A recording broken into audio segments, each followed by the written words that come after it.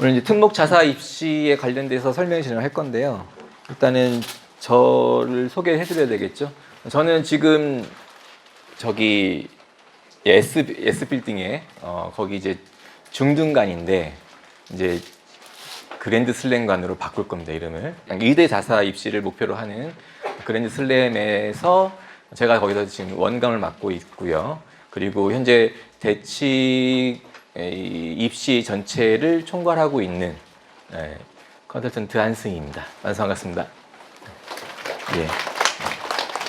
어쨌든 저희가 영재과고 입시는 좀 전국적으로 꽉 잡고 있다라고 자부하고 있는 상황인데요. 그 상황에서 특목 자사 입시 부분도 저희가 이제 또 꽉 잡기 위해서 이번에 비전팀이라는 입시 컨설턴트 팀 자체를 이제 출범을 해서 진행을 하는 거고, 이제 올해 5월 달부터 이제 본격적으로 출발을 할 겁니다.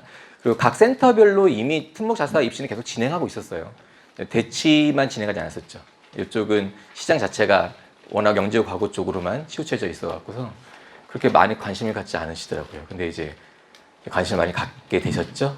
그런 부분에서 저희가 먼저 앞서 나가면서 진행을 시키려고 하는 거고, 그래서 오늘 이제 주제는 특목 자사고가 대입에 유리한 이유에 대해서 좀 설명을 드릴 거고, 그 다음에 지금 많은 관심을 갖고 계신 뭐 외대부고랑 하나상산, 그리고 요 근처 이제 휘문중동까지 그 학교들에 대해 소개를 해드릴 거고요. 마지막으로는 비교과 관리 핵심과 방향에 대해서 저희 대치를 담당하고 계시는 컨설턴트 분이 계세요. 그분이 설명을 좀 해주실 겁니다. 네. 일단 시작을 하도록 하겠습니다. 특목 자사고에 대해서 뭐가 유리하냐라는 부분. 일단은 입학사정관님이 올리신 글인데요. 2024 서류평가 후기입니다. 그러니까 대학 입시가 이제 9월에 수시 서류를 받죠. 그래서 9월부터 12월까지 그 사이에 서류평가들을 하시는 거고, 그때 이제 서류평가를 하고 나신 다음에 이제 글이 올라왔더라고요. 입학사정관으로서 능력 없다고 해도 좋다. 과연 현재 자료로 학생을 평가할 수 있을까, 변별할 수 있을까?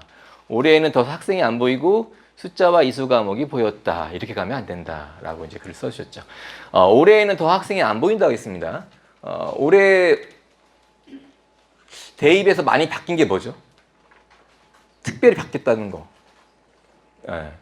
자소서가 아예 없어졌죠. 2023학년까지는 살아있던 그 자소서가 대입에서 2024학년도부터는 아예 그 자소서까지 아예 빠졌기 때문에 추천서도 없죠. 그렇죠? 생활기록부에 있는 비교과 영역들, 많은 수상 기록이라든지 여러 가지들이 다 제외가 되고 글자도 축소가 되고, 그렇죠? 그럼으로써 학생들을 더 판단하기가 쉽지 않더라, 이런 얘기인 거죠. 그래서 나온 게 이런 얘기를 하셨습니다. 전공 계열에 맞는 이제 기초 과목들이 있을 거 아니에요. 그럼 그 기초 과목에 대한 이수 여부를 확인을 해서 안 들었으면 거의 안 뽑았다라고 얘기를 했고, 그 다음에 고급자가 들어가는 과목들, 고급 수학이나 고급 물리, 고급 화학이라든지, 그러니까 전문 교과 과목입니다. 전문 교과 과목들을 들었으면 눈길이 가더라라고 적어주셨죠. 지금 우리 아이들이 고교학점제가 전면 시행되는 시기에 우리 중3 아이들이 올라가는 거잖아요, 고등학교에. 그래서 고교학점제에서의 키포인트는 과목 선택이거든요. 그 과목 선택에 대한 부분을 입학사정관이 얘기를 하고 있다는 겁니다. 잠시 현재 진행되고 있는 일반고의 교육과정 편제표입니다. 현재 위쪽은 이제 공통 과목들이고요. 그러니까 필수 들어야 되는 과목들인 거고, 아래쪽은 이제 선택 과목입니다. 이 아래도 더 내용이 쭉 있습니다. 그냥 잘려 있는 것뿐인 거고, 여기가 이제 1학년 1학기, 2학기, 그다음 2학년 1학기, 2학기, 3학년 1학기, 2학기. 그래서 1학년 1학기, 2학기 때는 대부분 다 이제 필수 과목들이죠. 공통 과목들을 필수로 들게끔 되어져 있고, 선택 과목이 있는 학교도 있고 없는 학교도 있습니다. 근데 이제 2학년, 3학년으로 가면은 필수 과목보다는 이제 선택 과목들로 이제 바뀌게 되는 거죠. 네, 이런 식으로 해서 교육과정 편집표가 깔려 있는데, 일단 수학만 놓고 보면은 현재 수학은 그렇잖아요. 고1 때 공통 상항, 공통 하를 배우고, 이제 이거는 이제 2025 교육과정에서 똑같이 가긴 갈 겁니다. 그다음에 이제 고2 때부터는 이제 선택 과목으로 가는 거죠. 현재 지금 여기 수원 수투 같은 경우는 여기 학교에는 필수 과목으로 되어 있는데 이게 대부분 다 모든 게 다 이제 선택 과목으로 가긴 갈 겁니다. 어쨌든 현재는 수원과 수투를 고2 1학기 때, 2학기 때 배우죠. 우리 아이들은 이게 이제 대수로 바뀌고 미적 1으로 바뀌죠. 교과서 제목이. 그다음에 고3 올라가면은 이제 미적을 배웁니다. 이제 우리 아이들은 미적 2로 바뀌긴 하겠죠. 그리고 기하랑 확통이 학교에 따라서는 2학년부터 쭉 올라온 학교도 있고 3학년 때 배우는 학교들도 있고 그렇습니다. 그래서 보편적으로는 이 과목들 여기서 이 과목들이 다 수능 과목들이잖아요. 그러니까 수능 과목 위주로 해서 학습을 하게 되어 있는 거죠. 근데 이제 이거는 외대부고 교육과정 편집입니다. 1학년 1학기, 2학기만 이렇게 필수 과목들이 있고 선택 과목도 많이 있네요. 외국어 과목들은. 그 다음에 2학년부터는 다 선택이죠. 선택이긴 한데 이 학교에서 듣는 이제 수학 편제만 놓고 보면은 1학년 때는 일반고랑 똑같이 공통 상하를 하고요. 그 다음에 이제 2학년 때 이제 나뉘어지죠. 난 1학년 때 성적을 보니까 안 되겠다. 정시로 돌려야겠다라는 아이도 있을 수도 있고 계속 수시로 대입을 전형을 치르겠다라는 학생들도 있을 것이고 그걸 이제 학교에서 고등학교에서 어느 정도 잡아주죠. 잡아줘서 정시로 가려고 하는 아이들은 당연히 이제 수원과 수투를 각각 1학기, 2학기 때 배우게 합니다. 수원과 수투를 수능 과목이죠. 수시로 가려고 하는 학생들은 이제 뭐 미적분학 1, 미적분학 2를 듣게끔 하죠. 여기 이렇게 있죠. 고3 때 가면은 AP 과목들을 들을 수도 있고요. AP 과목은 대학에서 인정해주는 과목들이잖아요. 거기 편집표를 이렇게 쓱 보시면 잘 안 보일지 모르겠습니다만 여기 막 별표 쳐져 있는 과목들 있잖아요. 별표 쳐져 있는 과목들이 다 전문 교과 과목들입니다. 그래서 외대부 같은 경우에는 뭐 외대부뿐만 아니잖아요. 하나고도 마찬가지고 그러니까 특목 자사고 같은 경우에는 전문 교과 과목들이 많이 깔려져 있어요. 그래서 이 모든 것들 다 듣는 거 아니겠죠. 거기서 이제 어떤 라인을 타갖고서 듣게끔 되어져 있는데 이제 그런 부분에서 일반고하고 확실히 확연한 차이가 나타나는 거고 그런 부분에서 아까 입학사정관님이 적어줬던 글 과목에 따라서 아이들이 어떤 과목을 들었는지가 좀 차별이 날 수밖에 없다는 거죠. 자, 대학의 학종 평가 결과를 몇 가지 쭉 써놨는데요. 행동 특성 및 종합 의변이 기하다. 학생 개성과 다양성, 개개인을 살피는 귀중한 자료가 되어가고 있다라고 되어 있습니다. 비교과 영역이 점점 축소가 돼버리니까. 자, 그리고 세부 능력 및 특기사항 기록 중심의 평가 강화로 교사의 영향이 커진다라고 되어 있고요. 그죠? 개인 자료가 줄어들 만큼 교사의 기록이 더 중요해졌다라고 얘기했고,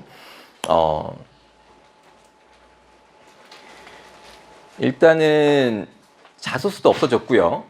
교사 출전서도 없어졌고요. 그래서 뭔가 선생님이 학생을 바라보고 객관적으로 글을 쓴, 객관적이고 주관적일 수도 있겠죠. 어쨌든 선생님의 글이 들어간 내용은 여기 세부 능력 및 특기 사항하고 과목별 세특이랑 담임선생님이 써주시는 행특이 있겠죠. 이 두 가지가 상당히 중요한 역할을 할 수밖에 없다라는 부분이긴 합니다. 그리고 학생의 과목별 역량을 보다 세밀하게 살핀다는 건 뭐 당연한 거고요. 자, 그 다음으로 학생이 잘 보이지 않아 걱정이다. 네, 주제 발표 등 객관적 수업 활동의 기록은 있어요. 근데 학생 간의 유의미한 차이를 확인하는 것은 쉽지 않다라고 되어 있고 학생 개인의 활동인 건지 공통의 수업 내용인 건지도 잘 분간이 안 된다라는 얘기죠. 그래서 요새 좀 수시 전형에서 강점을 갖고 있는 학교들은 이런 부분들이 학생 개인의 활동으로서 잘 나올 수 있게끔 그렇게 작성을 좀 해주고 계시는 거죠. 그런데 신경을 쓰는 겁니다. 수업량 유연화에 따른 학교 자율적 교육활동 운영주간 사례가 많아졌다. 그래서 교과 융합학습, 융합프로젝트 수업 등이 다양해지고 있다. 진로와 연계한 자율적 교육활동이 다양해지고 있다. 이 내용이 뭐겠어요? 학교들이 그렇게 준비해서 움직여 가고 있다는 얘기인 거죠.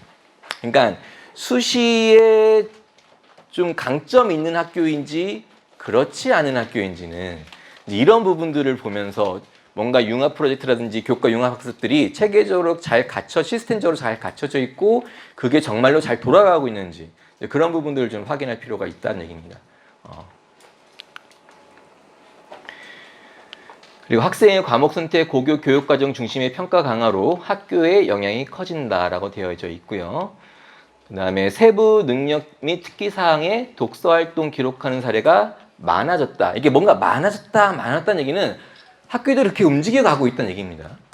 그러니까 그 생기부에 도서 목록이 있잖아요. 그것도 다 배제가 되죠. 안 들어갑니다. 입학사정관이 볼 수가 없어요. 근데 학교에서는 그 독서 활동 내용들을 세특에다가 녹여낸다는 얘기인 거죠. 그래서 이 아이가 어떤 더 심화되는 활동을 했는지를 어필해주고 있다라는 겁니다. 그 다음에 다양한 교내 활동, 봉사 활동을 살핀다라고 되어 있어요. 코로나 이후로는 봉사 활동에 대해서는 크게 신경 쓰지 않는 그런 추세이긴 한데 워낙 비교과 영역이 줄어들다 보니 봉사 활동도 살핀다는 얘기죠. 뭐 개인 봉사 활동은 제공되지 않습니다. 안 들어갑니다. 개인 혼자 한 건 안 들어가는 거고 학교에서 진행되는 봉사 활동을 이제 볼 수 있죠. 그래서 학교 내에서도 다양한 봉사 활동이 있는데 학교마다 너무 다르다라고도 되어 있고요. 요건 잠깐 보고 갈까요? 그 봉사 활동이 이런 식으로 기록되어 있을 겁니다. 1학년, 2학년. 지금 2학생을 보면은 3월 10일 날 이거 잘 안 보이시나요? 약간 뭐 봉사 소형 교육을 했고 7월 달에 폭력 예방 캠페인을 했고 7월 9일 날 대청소를 했고요. 근데 지금 보시면 3월 달에 뭔가를 했고 7월 달에 했고 8월 달, 11월 달, 12월 달 했죠. 이걸 봤을 때 일단 요 일자나 기간을 봤을 때는 꾸준함이 안 보입니다. 꾸준함이라는 것은 이미 지금 4월, 5월, 6월이 빠져 있죠. 4월, 5월, 6일 아무것도 안 하는 거죠. 그런 부분들에서도 이미 인성적인 부분에서 좀 문제가 있을 수도 있을 것 같고 여기 이제 특목고 쪽인데 잘 안 보일 것 같아서 좀 크게 보시면 일반고 쪽에서 보통 진행되는 봉사교육은 주로 청소입니다. 네, 주로 청소일 수밖에 없어요. 어딘지는 모르겠습니다만 네, 이거 봉사활동 내용입니다. 그런데 뭐 지구온난화 캠페인 도우미도 했고 대학로 마로니에 공원 주변 활동 정화 활동도 했고 뭐 이건 개인 활동이 아니고요. 학교 단체에서 가서 한 거기 때문에 기록이 되는 겁니다. 뭐 외국어 신문 자료 제작 도우미도 있고 이제 이건 외고 쪽이긴 합니다만 어쨌든 어때요? 학교마다도 봉사활동에 대한 어떤 특이점이 좀 차이가 날 수 있다는 얘기인 거죠. 이런 사소한 부분에서도 차이가 벌어진다라는 겁니다. 자, 입학사정관이 말하는 지원자 간의 변별을 나타낼 수 있는 기재 유형이 뭐냐라는 걸 쭉 정리해 드렸는데 읽어보시고 예, 내용들을 살펴보셔야 됩니다. 그냥 좋은 내용이다라고 생각하지 마시고 활동의 결과 이후에 성장 과정을 가늠할 수 있는 내용이 기재가 되어져 있으면 좋다라는 거죠. 호기심을 가지고 심화 탐구하고 이후에 다른 사례와 응용하여 결과를 도출한 사례가 있거나 학생이 자발적으로 희망하는 전공 관련 내용을 심화학습하고 발표하는 사례가 있다거나 학습 수준에 대한 기재보다는 학생 개인의 주도적 노력과 심화 확장하는 탐구 사례, 그렇죠? 객관적 관찰 반응 결과, 그 다음에 기본 교과 역량을 파악할 수 있는. 그러니까 이런 상황들이 필요하다라는 거고, 이것들에 대한 핵심 키워드는 호기심, 자기주도 뭐 이런 내용들인데, 그러니까 이런 거예요. 이게 비교과에 대한 부분들이 예전하고 지금하고 많이 바뀌었습니다. 그러니까 예전에, 지금 현재는 뭐 학생부 종합 전형 이렇게 얘기를 하는데 예전에는 입학사정관 전형이었거든요. 한 10년 전에만 해도 입학사정관 전형이었고 그 입학사정관 전형에서의 그 비교과 활동은 뭐였습니까? 수상 기록이 몇 개냐? 30개냐, 40개냐? 거기서 금상이 5개냐, 6개냐? 개수에 따라서 봉사활동 시간이 300시간이냐? 몇 시간이냐? 막 300시간 이상 하는 애도 있었어요. 그죠? 책을 몇 권 읽었느냐? 몇십 권 읽었는지 도대체. 그렇게 뭔가 본인의 진로와 연관된 그런 뭐 활동들에 대해서 얼마만큼의 활동들을 했느냐. 그래서 예전에는 공부하는 것보다 그런 활동 채우는 것 때문에 되게 힘들었다는 얘기인 거죠. 막 소논문도 써야 되는 거. 근데 지금은 이제 그런 컨셉이 아니거든요. 지금 컨셉은 다 교과 활동하고 연계를 하고 있습니다. 교과 활동에서 그러니까 수업이나 수행 평가가 진행됐을 거고 거기서 이제 아이들이 호기심을 갖는 거죠. 호기심을 갖고 거기에서 좀 더 깊이 있는 탐구 학습을 하는 그런 내용들이 학생부에 들어가 있는 게 이게 비교과거든요. 요새 비교과는. 그래서 그 탐구 활동들을 어떻게 하느냐? 후속 활동들은 독서를 주로 활용을 한다는 얘기입니다. 독서는 다행히 우리 아이들이 읽으면서 간접적인 경험을 할 수 있는 아주 좋은 도구잖아요. 독서들을 가지고서 그런 녹여내고 또는 이제 창체라는 게 이제 동아리 활동이라든지 진로 활동이라든지 그런 창체 활동에다가도 이 교과 내용하고 연결된 학습을 진행을 해서 그 안에 막 세특처럼 또 막 내용이 들어갑니다. 그래서 막 특목 자사고 같은 경우는 세특에만 아이의 탐구 활동이 들어가 있는 게 아니라 동아리 활동, 진로 탐구 활동 그런 데에도 뭐 아이의 개별적인 어떤 탐구 활동들이 거기도 막 들어가 있게 써주세요. 그런 부분에서 많이 차이가 난다. 일반고랑. 그렇게 보시면 될 것 같고 외대부고 이제 특색 프로그램 몇 개를 이제 실어놨는데요. 지금 비교과의 가장 큰 중요한 두 가지를 꼽으라고 한다면 방금 전에 말씀드렸지만 심화된 교과 내용을 탐구하는 것, 그렇죠? 교과에 대한 심화 탐구 그리고 도서를 활용하는 거죠. 외대부 같은 경우에는 유레카 리서치 프로그램하고 소크라테스 디베이트 포럼이라는 이 활동들은 필수 활동입니다. 필수적으로 다 참여하게끔. 그 탐구 활동들이 아이들이 교과랑 뭔가 연계된 탐구 활동을 할 수밖에 없게끔 프로그램 잡아놨고 책을 읽을 수밖에 없게끔 잡아놓은 겁니다. 그리고 다른 여러 가지 당할 활동들도 많을 텐데 이제 고등학교 올라가면은 선생님들이 생기부를 적어주실 거 아니에요. 근데 그냥 적어주지는 않죠. 일단 아이들한테 먼저 받습니다. 자기 평가서라는 걸 제출하게끔 해요. 학생 개개인한테. 예시를 들어드리면은 이건 이제 뭐 국어 과목이긴 한데 뭐 지난 1년 동안 쭈루루루루 어떤 걸 적어주세요. 이런 걸 적어주세요. 그러니까 이런 항목들을 쭉 적어놓고 해서 아이들이 이걸 작성하게끔 해서 그걸 바탕으로 해서 써주시는 거거든요. 근데 여기 이제 뭐 수업 내용에 기반하여 본인이 적극성을 갖고 심화 탐구한 경험이 있으면 적어달라 이거죠. 했을 겁니다. 그죠? 뭔가 했을 거라고요. 없는 애들은 뭐 그냥 빈칸으로 갈 수밖에 없는 거고. 타 교과 내용과 연결지어 활동한 경험이 있으면 기타 내용 중에 자신의 세특에 반영되었으면 하는 특별한 내용이 있으면 써달라. 그래서 아이들이 기말고사가 끝나면 일주일 정도 고등학교 올라가면 그렇습니다. 기말고사가 끝나면 일주일 정도 이거 작성하느라 되게 바쁩니다. 이걸 작성을 해서 제출하고 그럼 그걸 바탕으로 과목선생님들 써주시는 거죠. 그러면은 이걸 그때 쓰려면은 이미 이런 활동들이 그 전에 다 되어 있어야 한다는 얘기인 거죠. 이게 비교과 준비입니다. 상상고도 마찬가지로 셉이라는 팀별 과제 연구 프로그램이 있고 양서 시간이 있습니다. 이건 아예 그냥 시간표로 깔려져 있어요. 양서 시간 자체가. 수업연 유연한 시간에 교과 영어 탐구도 있고 명서 추정 특강도 있고요.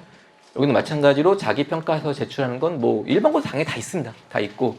그러니까 여기도 이 두 가지 활동이 되게 큰 거거든요. 큰 활동입니다. 상상고에서는. 이런 활동들 바탕으로 해서 뭐 이번에 뭐 과탐을 올려놨는데 마찬가지입니다. 뭐 수업 1차 시에 또 뭐 했고 2차 시에 뭐 했고 쭉 나열돼 있고 이제 여기가 또 항목도 여러 가지가 있겠죠. 어떤 실험으로부터 새롭게 배우고 느낀 점 기록해 보시오. 그리고 수업 내용 중 심화시켜 탐구해 보고자 하는 부분을 구체적으로 기술해 보세요. 라고 해서 이런 내용들이 아이들이 다 작성하게끔 되어져 있겠죠. 네. 그 다음에 일반고랑 특목고 생기부를 잠깐 좀 비교해 드리려고 갖고 왔고요. 제가 5등급, 5등급인 특목고 학생과 5등급인 일반고 학생의 생기부를 그냥 비교해 드리겠습니다. 읽을 건 아닙니다. 뭘 보여드릴 거냐면 여긴 지금 국어 과목이고요. 1학기 국어 쭉 적혀져 있고 2학기 국어 쭉 적혀져 있죠. 그러니까 이게 한 학년 때 국어가 쭉 적혀지는 거고 1학년이군요. 1학년 통합사회, 1학년 때 1학년 통합과학 이렇게 되어 있습니다. 이게 세특 내용인데 한 학년 동안 세특 내용이 몇 자인지 아세요? 최대 몇 자? 500자입니다. 500자까지 써줄 수 있어요. 그 이상은 쓸 수 없습니다. 그래서 지금 여기는 415자, 457자 글자 수 좀 보시라고요. 네. 그런 거고 이게 이제 일반고 겁니다. 국어, 사회, 과학. 통합과학은 이제 143자예요. 이거는 그냥 안 써주신 거죠. 왜냐면은 1년 동안 학습한 것만 써줘도 200자, 300자 넘어갈 겁니다. 143점 뭐 아무것도 안 써주신 거죠. 네. 일반고 5등급이면은 이런 거 원하지도 않을 거 아니에요, 아이들이. 선생님들 크게 신경 쓰지 않을 거라고 생각을 합니다. 은미체입니다. 뭐, 예, 체육 한 줄이죠. 뭐, 그렇잖아요. 뭐, 이거 은미체 뭐 써줘서 뭐 하겠습니까? 네, 특목고는 이렇게 써주십니다. 이게 체육, 이게 음악. 이 427자, 뭐 459자. 네. 그러니까 여기서 저는 되게 저는 이게 은미체를 보면서 야, 이게 학교의 방향성 자체가 그죠? 특목고 그러니까 수시 전형으로 대학을 가게끔 하려고 하는 학교들의 교직원 그 선생님들의 그 마인드가 체육 음악을 담당하시는 분들도 이런 마인드를 갖고 계신다는 거죠. 이런 데서 학교의 차이가 크게 나타난다는 걸 저는 좀 느낄 수 있지 않을까라는 생각을 합니다. 자, 우리 아이들이 고교 학점제와 이제 2028 대입 변화에 의한 내신 5등급제 그러니까 적용이 되잖아요. 첫 해에 적용이 되는 아이들이고 고3 아이들이. 그래서 대학에서도 2028학년도에 이제 이 아이들을 뽑아야 되는데 이 새로운 입시 체제 안에서 뽑아야 되는데 어떻게 뽑아야 될까에 대해서 되게 지금 고민을 하고 있고 근데 고민만 하고 있는 게 아니라 이미 변화하고 있습니다. 이미 시뮬레이션을 돌리고 있고요. 실제 적용을 하는 학교들도 있습니다. 2028학년도를 기준으로 해서 그 상황에 대해서 한번 그 상황을 놓고 뽑아보자 라고 연대에서 이미 움직였습니다. 보니까 보이더라고요. 자, 연세대 활동 우수형 전형인데 학생부 종합전형입니다. 뭐 여러 개의 학과가 있고요. 자, 일단은 2023학년도 작년이라고 보셔야 되겠죠. 현재 뭐 대학교 2학년 아이들이라고 보시면 될 것 같습니다. 그 아이들이 선발될 때 우리가 이제 50% 컷하고 70% 컷의 의미가 있죠. 50% 컷은 일반고 학생의 마지노선. 연세대 학생부 종합전형으로 들어가는 아이들의 일반고 마지노선으로 보통 해석들을 하고요. 70% 컷이 특목 자사고 아이들의 보통 평균선으로 보는 거죠. 이건 마지노선이기보다는 어쨌든 특목 자사고 아이들의 라인이라 보시면 될 것 같습니다. 연대 같은 경우에는 특목 자사고 아이들을 뽑고 싶어 합니다. 뽑고 싶어 하는데 고대 같은 경우에는 3점대 아이들도 많이 뽑히거든요. 근데 연대는 잘 안 뽑습니다. 연대는 학생부 교과전형, 종합전형, 뭐 논술, 그리고 뭐 정시전형 좀 골고루 분포해서 아이들 선발을 하는 특징을 갖고 있는 학교거든요. 그래서 어떤 학생부 종합전형에서 학생 선발할 때 뭐 뽑고 싶긴 하지만 그래도 모르겠어요. 자기 자존심이 있는지 한 2점대 안쪽으로 많이 선발을 합니다. 근데 올해 2024학년도 합격자를 보니까 3점대 나왔고요. 4.1도 합격한 애가 있습니다. 이건 처음 있는 일이에요. 그러니까 이제 이걸 보면서 연대가 움직였구나 라는 생각을 하는 거죠. 그러니까 지금 현재 뽑고 있는 아이들 2등급 안으로 뽑고 있다고 한다면 현재 이 9등급제에서 2등급이면은 11% 안에 드는 거잖아요. 누적 11% 안에.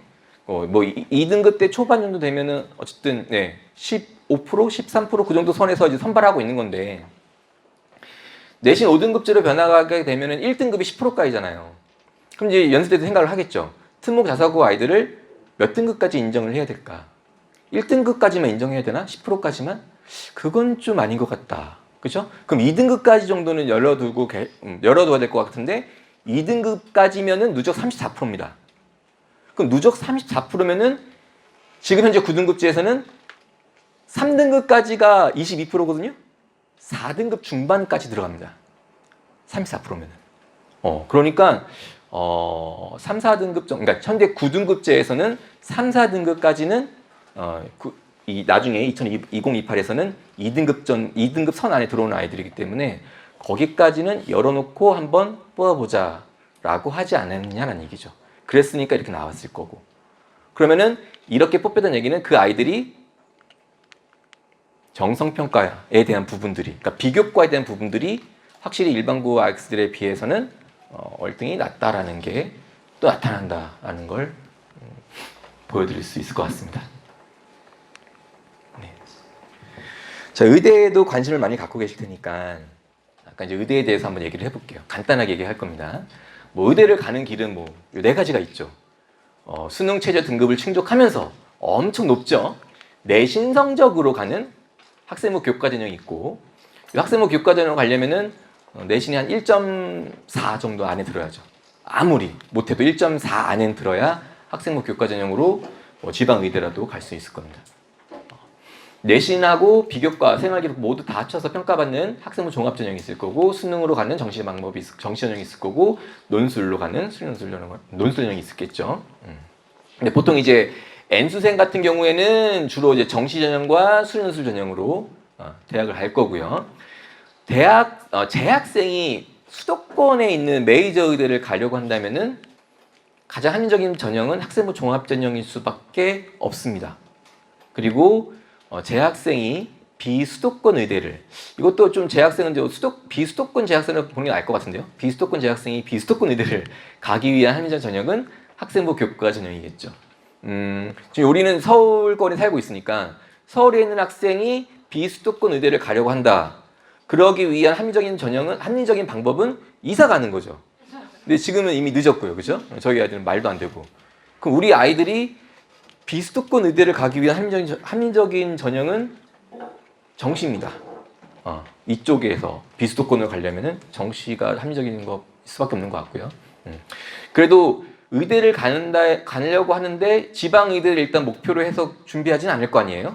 그래도 일단은 메이저 의대라든지 수도권 쪽 안에 있는 의대를 생각하실 텐데, 그 학교들만 쭉 모아봤습니다.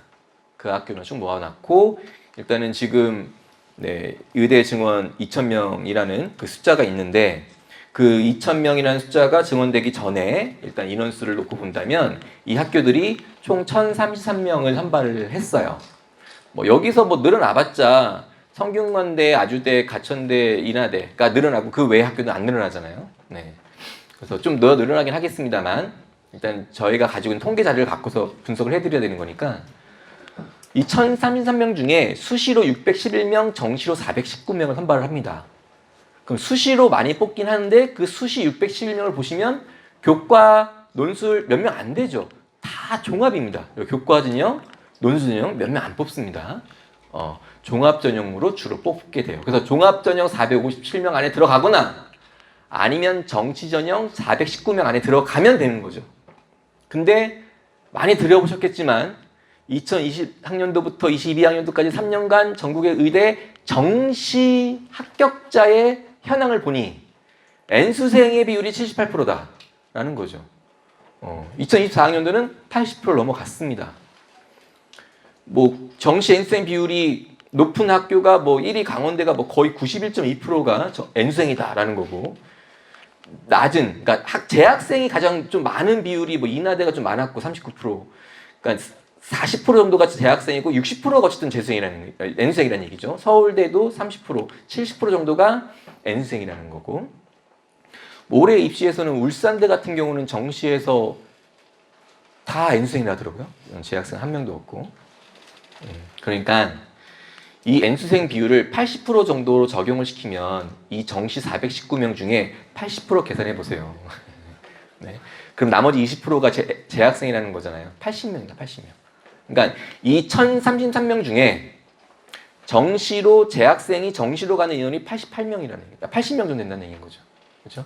그럼 그게 상당히 바늘구멍이 작다는 거죠.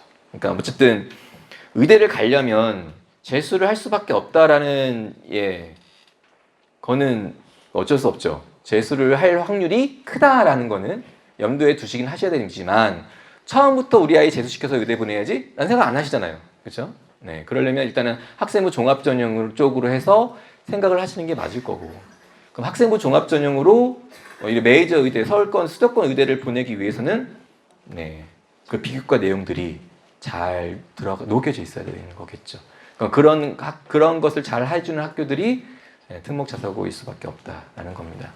그리고 서울대 의대를 수시 전형으로 보낸 학교들 쭉 뉴스 보시면, 기사 보시면 떠 있을 텐데, 한 학기에 최대 2명씩 보낼 수 있거든요. 그러니까 보낼 수 있다기보다는 보통 서울대에서는 2명보다 넘게 2명을 초과하게끔 잘 안 뽑아요. 수시 전형으로. 3명도 뽑힐 때가 있었긴 했습니다만, 네. 근데 그 학교들, 서울대 의대를 수시 전형으로 보내는 학교들을 쭉 보면은 다들 뭔가 이름 있는 학교들입니다. 그 지역에 있는 어떤 명문 학교들 위주로 선발이 된다라는 거. 그럼 그 학교들 안에서 연세대든 고려대든 그런 대학들의 의대를 또 합격을 시킬 거 아닙니까? 네. 그렇게 생각을 해보시면 일반고를 보내서 이런 데를 보내야겠다는 생각은 안 하실 겁니다. 그래요. 내신 1.5등급으로 의대를 갈 수 있을까요? 하고 이렇게 여쭤보면은 못 가요라고 하시는 분들도 계세요. 그럼 못 가요라고 하시는 분들은 학생부 교과 전형만 머릿속에 계신 거죠. 네, 교과 전형 못 갑니다. 근데 학생부 종합 전형으로는 갈 수는 있죠. 내신 3등급도 의대 갑니다. 승무 자사고 쪽에서는 자사고 애들은 갈 수 있습니다. 근데 내신 1.5등급인 아이가 서울대, 연대, 혁명관대, 울산대, 고려대, 한양대 의예과를 다 붙었습니다. 이 6개를 수시 6장 쓸 수 있잖아요. 6장을 다 의대를 썼고 다 붙었습니다. 이게 가능한 일입니까? 하나고니까 가능한 일입니다. 네. 하나고에서 내신 1.5등급인 이 아이는 전교 1등입니다. 전교 1등이 내신 1.5입니다. 그래서 그 특목자사고에서의 그 내신 등급을 일반고의 내신 등급이랑 어떻게 산술적으로 뭔가 비교를 해보겠다라고 하시는 거는 별로 나는 의미가 없다고 봐요. 계속 보여드리긴 하겠습니다만 잘 가요. 네. 자, 네, 주요 학교를 좀 보여드리도록 하겠습니다. 일단은 방금 보여드린 하나고부터 보시죠. 자, 건학이념은 창의적 세계 시민 육성입니다. 이런 모토를 인용해서 건학이념 잡혀져 있고요. 각 학교별로 건학이념들은 알고 계셔야 됩니다. 일단 특목 자사고를 이제 지원하려고 한다고 하면은 그 자소서를 쓸 때 그 항목 안에 우리 학교의 건학이념을 바탕으로 라고 써 있어요. 그래서 예전에는 정말 창의적 세계시민, 우리 아이가 이런 창의적인 저는 창의적이고 세계시민으로 육성되기 위한 어떤 덕목들을 갖추고 있어요라고 막 자소서를 만들어 갑니다. 예전에 한 5, 6년 전에는 정말 이 건학이념을 가지고 있긴 했거든요. 지금은 좀 이제 낡았죠. 그래서 지금 이제 그런 식으로 짜진 않죠. 어쨌든 그래도 알고서는 작성을 해야 한다라는 거. 하나고등학교의 이제 큰 특징은 개방형 교육과정으로 해서 다양한 과목들의 심화 과목 학습을 할 수 있습니다. 심화 수학, 선형 대수학, 이산 수학, AP 통계학, 심화 미적분학 이거 일반고에 없습니다. 없어요. AP 세계사 없습니다. 하나고에서만 진행되는 그런 프로그램이다. 라고 생각하시면 될 것 같습니다. 학생 연구 활동들, 뭔가 논문을 작성을 해서 학술지에 게재할 수 있는 그런 수준의 어떤 활동들이 다양하게 있어요. 이런 활동들이 다양하게 있고, 이거 학생 연구 활동만 올려놓은 거고요. 그 외에 어마어마한 활동들이 많이 깔려 있을 겁니다. 그 다음에 1인 2기라고 해서, 학생들의 흥미, 능력, 적성에 따라서 몸과 마음도 탄탄하게 체육도 하고 예술도 하고 그냥 공부만 해라라고 하지는 않아요. 학교에서만 애들은 이제 생활을 하기 때문에 아예 수업 시간 잡아놨습니다. 월화 목금에 1시간 반 동안 이걸 할 수 있게끔 시간표 잡아놨고 이런 부분까지 챙겨주는 매력적인 학교다라는 거죠. 하나고 생활 정보를 간단히 보여드리면 하나고는 한 달에 한 번 집에 옵니다. 네, 외출이 외박이 딱 한 달에 한 번밖에 안 되고요. 1, 2학년 동안 수학, 과학을 대학교 1학년 수준까지 배우기 때문에 공부량이 많습니다. 많고요. 그리고 팀 과제가 되게 많아요. 그래서 팀 구성과 주제 선정을 자율적으로 하는 분위기여서 능동적인 성향의 아이에게 좋다. 팀 구성도 자율적입니다. 되게 소극적인 아이는 혼자 팀 과제를 할 수도 있어요. 너무 소심한 아이들은 위험할 수도 있습니다. 교과 활동에서 수시 지원에 필요한 내용이 많이 채워지기 때문에 학교 생활을 충실하는 게 중요하다라는 건 아이들 머릿속에서도 세뇌가 되어져 있을 거고요. 학교에서 계속 얘기를 합니다. 재수를 하게 된 아이들도 있겠죠, 당연히. 그 아이들이 정시로 대학을 많이 가는데 입시 결과도 나쁘진 않습니다. 그러니까 하나고는 지금 약간 이제 색안경을 끼고 보시는 분들은 정시는 안 된다. 수시만 되지 정시는 힘들다. 이렇게 생각하시는데 꼭 그렇지는 않다는 얘기입니다. 네. 학교에서 공식적으로 학원 가는 걸 인정하지 않습니다. 그래서 학기 중에는 학원 다니기가 사실상 불가능하고 그래서 방학 때 하나고 다니는 학생들을 학부모 중심으로 대치동에서 수업을 만들어 하는 경우가 많다라는 게 전반적인 생활 정보다라고 보시면 될 것 같습니다. 그 다음에 서울대학교 합격 현황인데요. 하나고의 특징은 서울대학교에 가장 많이 수시 합격자를 계속 배출해내고 있죠. 노란색 칠한 거는 수시에서 가장 많이 보낸 학교가 하나고다. 정시에서 많이 보낸 학교는 외대부고, 그 다음에 작년이군요. 세화고가 많이 보냈네요. 그 다음에 제일 많이 보낸 총합은 외대부가 제일 많이 보내고 있죠. 계속. 외대부가 계속 1등이고. 네. 이런 합격 현황이 있습니다. 그래서 일단은 저는 이제 하나고에서는 이제 억울해하는 건 있었거든요. 60일, 64일로 보면은 이야 그래도 외대부가 훨씬 낫구나. 66, 39니까. 근데 하나고는 이제 정원이 몇 명이죠? 하나고가 200명입니다. 그렇죠? 정원 내로 뽑는 선발 인원이 200명이고 외대부가 360명 정도 되는 거고 학생 수가 거의 2배가량 되기 때문에 그런 부분들 좀 바라봐 줬으면 좋겠다라고 하나고는 계속 어필을 하죠. 그렇게 생각하면은 어마어마한 거죠. 자, 2023학년도에는 45명이 수시로 합격을 했습니다. 서울대를. 대부분 재학생이겠죠. 네. 그러면 200명에서 45명입니다. 이렇게 보셔야 됩니다. 그럼 20%는 되는 거잖아요. 20%면은 3등급 그렇죠? 3등급 때까지 갈 수 있다. 서울대를 간다. 맞습니다. 하나고, 외대부고, 상산고 3등급 때까지는 서울대를 갈 수 있습니다. 종합전형으로. 네. 자, 하나고등학교 남자 100명, 여자 100명에서 총 200명을 뽑죠. 사회통합전형으로 20%를 반드시 선발하게끔 되어 있기 때문에 이렇게 잡혀져 있고 경쟁률은 남자, 여자 따로 선발합니다. 따로따로 100명 선발하는 거기 때문에 경쟁률 따로따로고 여기 일반 80명 뽑는 일반 전형에서는 경쟁률이 이렇게 되고요. 2023학년도에 비해서 2024학년도에 이거는 되게 많이 증가한 겁니다. 0.6이다. 이거 엄청 증가한 겁니다. 여학생은 이제 비슷한 거고 그래서 일단은 경쟁률이 많이 올랐습니다. 경쟁률이 많이 올랐고 원래는 2024학년도의 경쟁률은 저희가 예측했을 때는 2003학년도랑 비슷하던가 조금 떨어지던가로 예상을 했거든요. 대부분 다 그렇게 예상을 합니다. 왜냐하면 2024학년도는 애들이 무슨 띠죠? 황금돼지띠였습니다. 2023학년도 들어간 아이들이 황금돼지띠이기 때문에 인원이 많았죠. 그러니까 당연히 경쟁률은 올라갈 수밖에 없어요. 올라갈 수밖에 없는 겁니다. 근데 이 정도로 이제 학생 수가 줄어들었는데 더 올라갔다는 얘기는 그만큼 하나고에 대한 선호도가 높아졌다는 거죠. 올해는 더 높아질 것 같습니다. 하지만 사회통합 전형에서 충원을 할 수 있다라는 게 가능해졌죠. 지금 설명드릴까요? 그러니까 이제 여기는 없네요. 보통 사회통합 전형으로 하나고든 자사고에서 사회통합 전형은 거의 안 뽑힙니다. 아이들이 거의 지원을 안 해요. 보통 한 10%에서 20%대 사이 뽑는 인원의 10%에서 20% 사이 정도 뽑거든요. 그 정도로 지원을 하거든요. 그러니까 계속 이제 선발 인원이 적은 거죠. 그래서 그런 부분들에 대해서 정부에서 교육부에서 뽑히지 않은 인원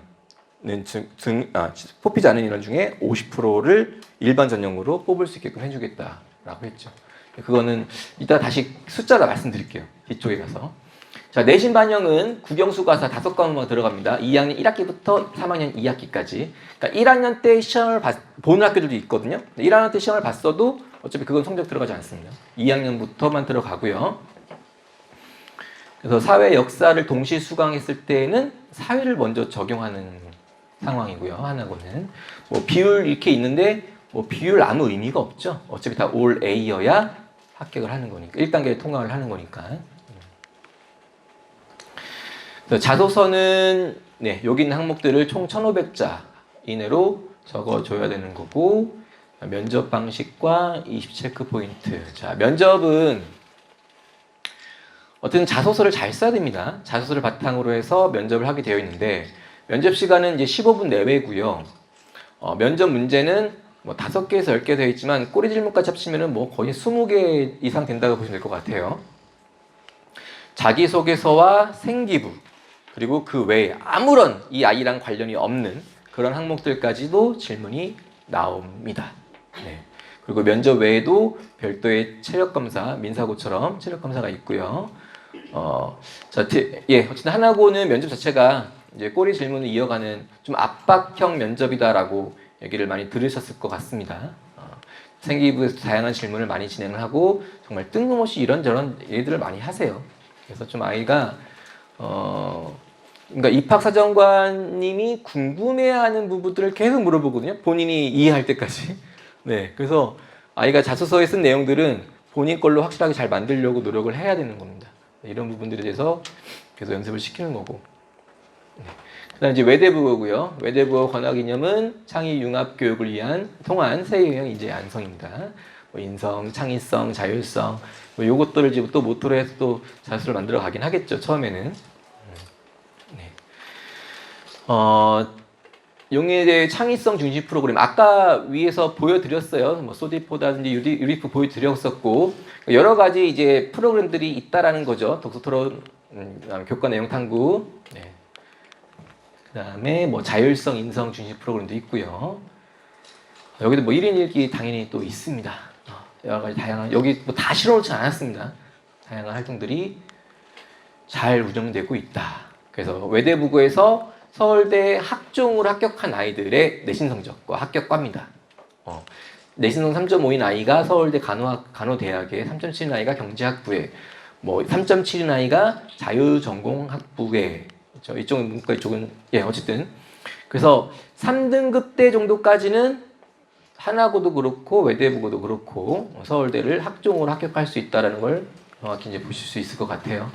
그리고 외대부고도 의대 많이 보내죠. 103에 140명 이렇게 많이 보내고 있습니다. 네.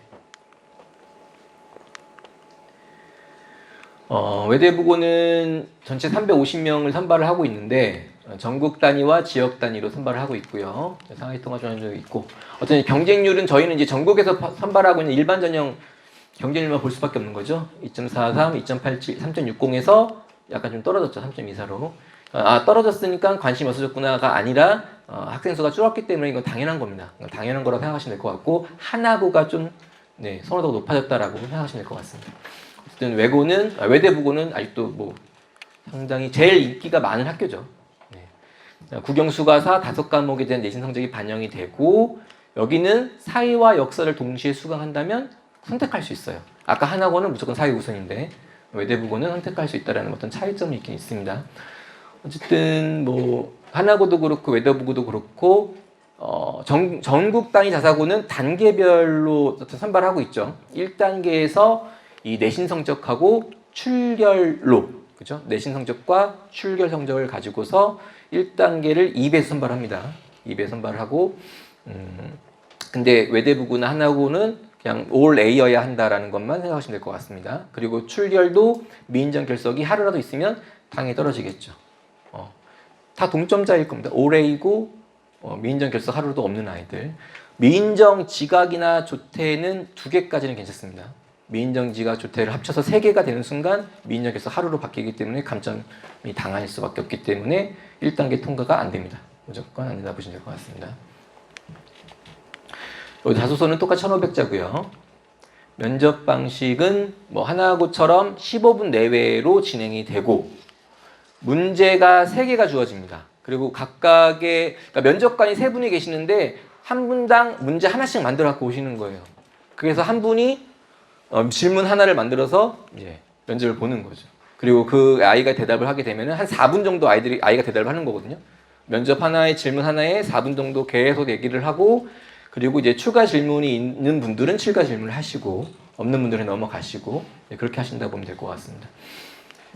면접 범위는 이제 자기소개서 위주로 나오죠. 자기소개서 면접 문제를 뽑아내시고 혹여나 자기소개서 연관된 내용이 생기부도 있으면 생기부에서도 끌고 올 수 있습니다만 생기부만 가지고서 뽑지는 않습니다. 그렇게 보시면 될 것 같습니다. 그 다음에 상상고고요. 상상고의 권하 개념은 지성, 덕성, 야성. 지도자 양성을 하겠다라는 부분인 거고, 예, 상상고 되게 축구장 크죠. 특별 프로그램으로 아까 말씀드린 셋이 있고요. 자기 역량 강화 프로그램에서 탐구 연구 활동이라고 보시면 될 것 같습니다. 양서 시간이 일주일에 한 타임이 들어가 있고요. 그래서 그냥 일단 셉은 네, 이런 식으로 연구 활동을 하고 발표도 하고 합니다. 발표하는 시간을 갖는 거고 그 다음에 양서 시간은 그냥 책 읽어요가 아닙니다. 책을 어떻게 읽을 것인지 계획을 쭉 세웁니다. 한 번에 다 읽는 게 아니잖아요. 쭉 나눠서 어떻게 읽겠다라는 계획을 세우고 책을 선정한 이유도 작성을 하고 책을 다 읽어놨으면은 그거에 대한 내용들을 또 쓰는 거죠. 그냥 줄거리만 쓰지는 않겠죠. 이 책을 바탕으로 해서 본인이 어떻게 발전시켜 나갔는지 자기의 성장에 대한 부분들까지도 작성을 하는 거죠. 이것들을 바탕으로 해서 학교 선생님들이 생기부 적어주시는 겁니다. 그런 게 잘 되어져 있죠. 명사 초청 특강도 그냥 명사가 오셔서 듣고 끝나는 게 아닙니다. 프로그램 자체가 들었으면은 그거에 대해서 이제 또 활동을 해요. 네. 이제 그런 활동을 하는 아이들이 있고 그거를 또 나중에 또 제출을 하게 됩니다. 그러면은 보통 이 명사 특강 같은 경우에는 이제 자율활동에 들어가거든요. 자율활동에 이제 뭐 몇 월 며칠에 무슨 특강을 들었음으로 보통 나옵니다. 일반고 같은 경우는. 네, 근데 이 학교 같은 경우에는 뭐 이 학교뿐만 아니죠. 좀 자사고 같은 경우에는 어떤 활동을 들었는데 거기서 어떤 이제 특강을 들었는데 거기서 아이의 입장에 쓰는 거죠. 이런 활동들을 더 해나갔다라는 것까지 꼭 추가적으로 들어가기 때문에 되게 알차게 생기부가 채워진다라고 보시면 될 것 같습니다. 이런 명사 특강도 잘 활용을 하는 학교다라는 얘기입니다. 2023학년도와 2024학년도 상상고에서 어떤 입시 결과가 나왔는지를 쭉 발표록을 제가 적어놨고요. 뭐 많이 보내죠. 이름 있는 학교들 2024학년도에 404명, 이번에는 436명, 의학계열 230명에서 이번에는 237명, 그렇죠? 의대가 238명에서 157명으로 막 증가하고 있죠. 그렇죠? 그러니까 의대에 많이 보내는 건 뻔히 알고 계실 거고, 그리고 수시보다는 정시로 많이 간다는 것도 알고 계실 거고요. 이것도 이 학교의 경쟁률에 보셔야 될 것 같습니다. 경쟁률을 보셔야 될 것 같고, 그리고 상상고만이 좀 특징이 있다고 한다면은 저는 이게 좀 특징인 것 같아요. 카이스트 지스트라는 과기원이랑 포항공대 여기에 60명, 올해는 74명이나 보냈습니다. 뭐 거의 과구 수준이죠. 그죠? 과학고를 영재고 쓰고 과학고 쓰고 거기서 안 된 애들 상상고도 많이 또 가잖아요. 어쨌든 상상고에서는 의대뿐만이 아니라 이런 과기원에도 많이 가더라라는 부분들도 좀 생각해 볼 필요가 있을 것 같습니다. 서울대학교는 다른 곳에 비해서 많이 안 가죠. 안 가는 게 아니라 다 일로 가니까 이제 그런 것 같아요. 네, 그래도 나름 많이 간다. 네, 상상고는 남녀 비율을 2대1로 선발하고 있습니다. 남녀 비율 2대1로 총 336명 선발하고 있고 남자 경쟁률 따로 여자 경쟁률 따로 보셔야 될 겁니다. 2023학년도에 비해서 2024학년도에 남학생이 많이 증가했어요. 그렇죠? 여학생도 뭐 증가하긴 했습니다만 어쨌든 상상고도 네, 증가한 폭을 보니까 선호도가 많이 높아지고 있다. 원래 높았습니다만 더 높아지고 있다는 거죠. 상상고는 국영수에다가 사회 또는 과학 둘 중에 하나만 들어갑니다. 5과목 다 들어가지 않고 선택할 수가 있어요. 대부분 아이들이 과학을 많이 선택을 하더라고요. 사회에서 B가 있구나. 그래서 네, 근데 사회과학은 선택을 하긴 하되 모든 학기가 다 동일해야 됩니다. 뭐 2학년 때는 사회 선택하고 3학년 때 과학 선택할래요? 이러면 안 되고요. 상상고의 특징은 3학년 2학기 내신이 안 들어가죠. 3학년 2학기 내신은 안 들어간다라는 거고. 자소서는 네, 좀 약간 차이가 납니다. 자기주도 학습 인성에서 총 1,500자가 들어가고 거기에 도서 3권, 각 300자씩 총 900자가 추가적으로 들어갑니다. 그래서 2,400자를 쓰게끔 되어져 있어요. 상상고는 더 많은 양을 쓰게 되어 있고요. 면접 방식도 좀 다르죠. 민사고나 상상고 같은 경우에는 교과 면접을 볼 수 있습니다. 그래서 면접을 여기 이제 2번을 봐요. 창의 융합 면접도 보고 그다음에 인성 독서 면접도 봅니다. 창의 융합 면접은 수학, 과학에 대한 이제 제시문을 가지고서 그에 대한 면접을 진행을 한다. 그러니까 시험 보는 거다라고 생각하시면 될 것 같아요. 대학교 동수처럼. 그 다음에 인성 독서도 이제 독서에 대한 그러니까 뭐 문학이나 비문학에 대한 어떤 제시문이 주어지고 그거에 대한 질문이 나오고요. 그 다음에 어쨌든 창의 융합 면접이든 인성 독서 면접이든 제시문에 기반한 면접을 일단 보고 거기서 시간이 추가적으로 남게 되면은 자소서나 생기부에 대한 또 질문이 더 추가적으로 들어갑니다. 라고 보시면 될 것 같고 각각 시간은 창의 융합은 20분 준비하고 10분 동안 면접을 보고요. 인성 독서는 10분 준비하고 10분 면접을 봅니다. 이 정도의 시간을 보게 될 거고 제시문은 소문제까지 해서 한 5개 정도 된다 보시면 될 것 같고요. 네. 상상고는 원래 교사 추천수가 있었어요. 근데 2024학년도부터 교사 추천수가 사라졌습니다. 남자는 2배수 많이 뽑고 여자보다 됐습니다. 네. 희문고를 볼게요. 이제 희문고는 권하기념이 득천하 영재구국이랍니다. 지성과 감성과 인성. 네, 이렇게 되어 있고 여기도 이제 희문고도 광역자사고로서 프로그램도 다양하게 깔려 있습니다. 근데 제가 희문고 프로그램을 보니까 의학 계열의 프로그램들이 많이 깔려 있더라고요. 의학 계열 쪽에 프로그램이 많이 깔려 있어서 이쪽을 많이 활용하는 것 같아요. 애들이. 그다음에 뭐 프로젝트형 프로그램에서도 뭐 생명과학과 관련된 그러한 프로그램도 있고요. 뭐 다양하게 깔려 있긴 합니다. 뭐 일반고들도 당연히 뭐 프로그램들은 깔아놓긴 하죠. 근데 그 프로그램들이 얼마만큼 효율적으로 잘 진행이 되고 있는지도 신경을 쓰긴 써야 되는데 일단 이걸 먼저 말씀을 드려야 되겠네요. 학교별로 다 웬만큼 프로그램이 깔려 있습니다. 깔려 있는데 그게 정말로 잘 진행되는 학교가 어느 학교냐라는 거죠. 그 일반고 아이들을 기준으로 일단 말씀을 드리면은 정규 수업이 끝나요. 정규 수업이 끝나면은 이제 뭐 하죠? 집에 가야죠. 집에 가다가 마라탕도 먹고요. 그렇죠? 노래방도 가고요. 네. 그리고 뭐 당구장 가는 아이도 있고요. 그리고 집에 가죠. 집에 가면은 유튜브를 보겠죠. 네. 어떤 그런 이제 생활 패턴이 있을 거 아닙니까? 근데 앞서서 보여드렸던 기숙사형 학교들, 하나고나 외대부고나 상상고 같은 경우에는 5시에 정규 수업이 끝나요. 그럼 어때요? 기숙사로 바로 못 갑니다. 하나고 같은 경우 11시가 돼야 들어갑니다. 기숙사에를. 그 전에 못 들어가죠.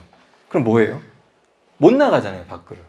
그러니까 이제 거기서 이제 이 프로그램들을 참여를 하는 거죠. 자연스럽게. 뭔가 시간을 활용을 해야 되는데 밖에 나갈 수는 없으니 이런 프로그램들, 이런 다양한 프로그램 들어갈 거고 그래서 그때 또 아이들끼리 또 모여서 팀별로 또 프로젝트도 수행을 할 거고 이제 그런 환경이 잘 갖춰져 있기 때문에 아이들이 그래요. 학교에서 뭔 프로그램을 깔아놓든 아이들이 하지 않으면은 생기부 쓸 게 없는 겁니다. 그렇잖아요. 이제 자연스럽게 쓸 수밖에 없는 환경들이 그런 기숙사형 학교들은 이제 그런 환경들이 잘 갖춰져 있다라고 자연스럽게 그렇게 말씀드릴 수 있을 것 같고 뭐 희문고는 기숙사형 학교 아닙니다. 아니죠? 네. 자, 희문고 입시 결과를 보시면은 뭐 잘 보내는 거 아시잖아요. 2020년도부터 21년, 23년 보면 서울대, 연대, 고대 요것만 써놔도 뭐 어마어마한 인원수입니다. 네, 의학 계열도 뭐 엄청나게 보내고 있고 지금 특징이 있죠. 21년도에서 22년도로 넘어오면서 보시면은 여기 오른쪽 표에 이제 합쳐놨는데 요 파란색이 스카이, 서울대, 연대, 고대를 합쳐놓은 인원입니다. 합쳐놓은 인원이 2020년, 21년에서 22년에 확 뛰죠. 의학 계열도 20년, 21년에서 22년 확 뜁니다. 예, 확 차이가 나죠. 숫자도 보시면은. 이유가 뭘까요? 이건 이제 정시 전형을 확대하면서 시작된 거죠. 네. 정시 전형을 40%까지 확대를 시키는데 서울 주요 대학들을 2022학년도부터 30% 점차를 확대를 시켜 나갔거든요. 그래서 확실히 회문고는 정시 전형에 유리한 학교다라고 대치동이 그런 거죠. 대치동 바닥이 그렇다라고 보시면 될 것 같고, 그리고 희문고에서도 이제 재학생 비율을 이렇게 공개하죠. 투명하게. 억울하다 하면서. 그렇죠? 희문고는 정시로 대부분 대학을 많이 가기 때문에 다 졸업생 아니냐.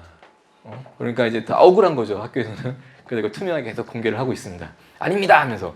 수시보다 정시로 보내는 인원이 많은 건 맞습니다만 재학생 인원과 졸업생 인원을 비교해 보시면 비슷하다라는 거죠. 그렇죠? 여기 지금 보면은 고대 정도만 좀 졸업생이 좀 비율이 많은데 의학 계열 나머지 학교들은 보면은 이제 비슷비슷하다라고 판단하실 수 있을 것 같아요. 네. 재학생에서도 충분히 서울대 27명, 연대, 고대, 그다음에 의대도 72명이나 재학생 아이들이 간 겁니다. 그렇죠? 정시 잘 보내는 학교가 죄입니까? 학부모님들 그렇게 여쭤보고 싶어요. 정시 잘 보내는 학교가 죄인가요? 그건 아니지 않습니까? 네. 왜 정시를 많이 갈까요, 아이들이? 네. 수시로 못 간다기보다는 아이들 눈높이가 높고 내가 수시로 갈 수 있는, 그러니까 예를 들면 그건 거잖아요. 희문고에서 2등급인 아이가 있어요. 2등급인 아이가 학생부 종합전형으로 어디까지 쓸 수 있을까요? 서울대 쓸 수 있을 겁니다. 그렇죠? 근데 의대는 좀 그렇죠. 근데 이 2등급인 아이는 당연히 어디 가고 싶어요? 의대 가고 싶어 하는 거죠. 그러니까 정시로 의대를 가는 거잖아요. 네. 그런 차이가 있을 뿐인 거지. 그러니까 정말 일반고는, 여기 대체에는 일반고가 아니죠. 당연히 갑반고죠. 정말 일반고 같은 경우에는 말도 안 되는 일이죠. 그죠? 말도 안 되는 일입니다. 어떤 일들이 뒤에서 보여드리겠습니다. 자, 희문고는 372명이 이제 일반 전형에서 선발을 하고 있고, 경쟁률이 좀 올라갔다가 잠시 떨어졌는데, 이게 떨어졌다기보다는 이게 정상적인 수치라고 보시면 됩니다. 정상적인 수치고, 그러니까 모집 정원이 총 490명이에요. 근데 490명이 안 모이죠. 아까 말씀드린 대로 사회통합 전형을 이 490명에 20% 선발하게 되기 때문에 98명을 잡아놨습니다. 정확하게 98명입니다. 20%가. 근데 이 98%, 여기 보시면 경쟁률이 0.07, 0.10, 0.18이잖아요. 2023학년도에 2024년도 마찬가지고 17명. 98명 선발하는데 17명이 왔어요. 그럼 다 뽑혔겠죠, 당연히. 그러면 17명 제외하면 80명이 빵꾸가 나는 거잖아요. 그러니까 지금 여기 490명이 아니라 410명. 410명이 정원이라고 보시면 될 것 같습니다. 근데 이 정원이 늘어나는 거죠. 우리 아이들부터 늘어나는 겁니다. 어차피 또 이럴 거고요. 또 17명 올 거고. 그럼 또 80명 빵꾸 날 거고. 그 80명 중에 50%가 일반 전형으로 들어온다는 얘기입니다. 40명 정도가 더 늘어나게 된다는 얘기죠. 372명에서 412명 정도로. 네, 그렇게 보시면 될 것 같아요. 그러면은 이 정도 경쟁률을 유지한다라고 한다면은 좀 더 들어가기가 수월한 거죠. 뭐 그래요.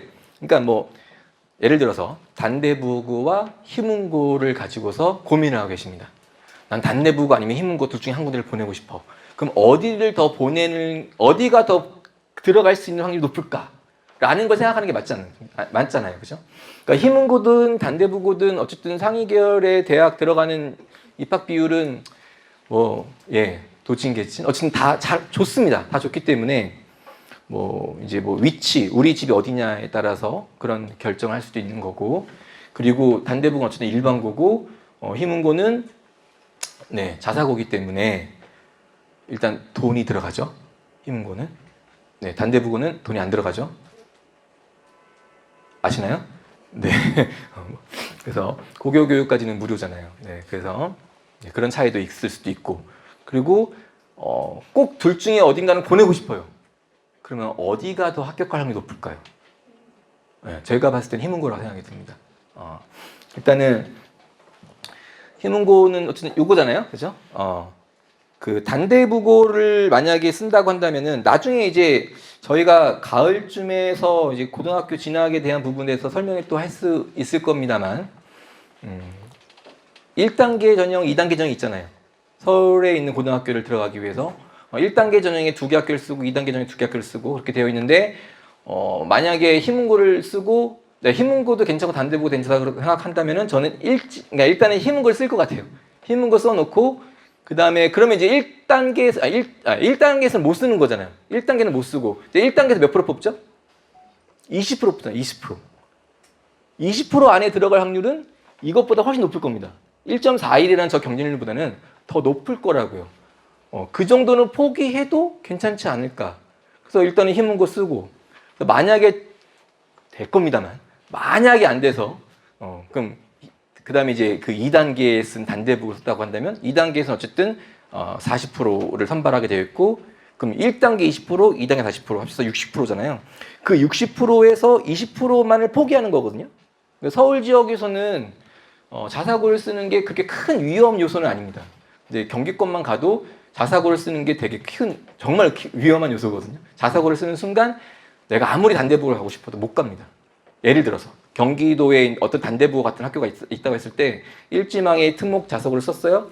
그럼 2단계 때 이제 뭐 그런 학교를 써봤자 안 됩니다. 아예. 근데 서울은 된단 말이죠. 그런 부분들이 있기 때문에 그런 차이도 있다. 네. 자, 그다음에 지원율의 선발 방식은 네.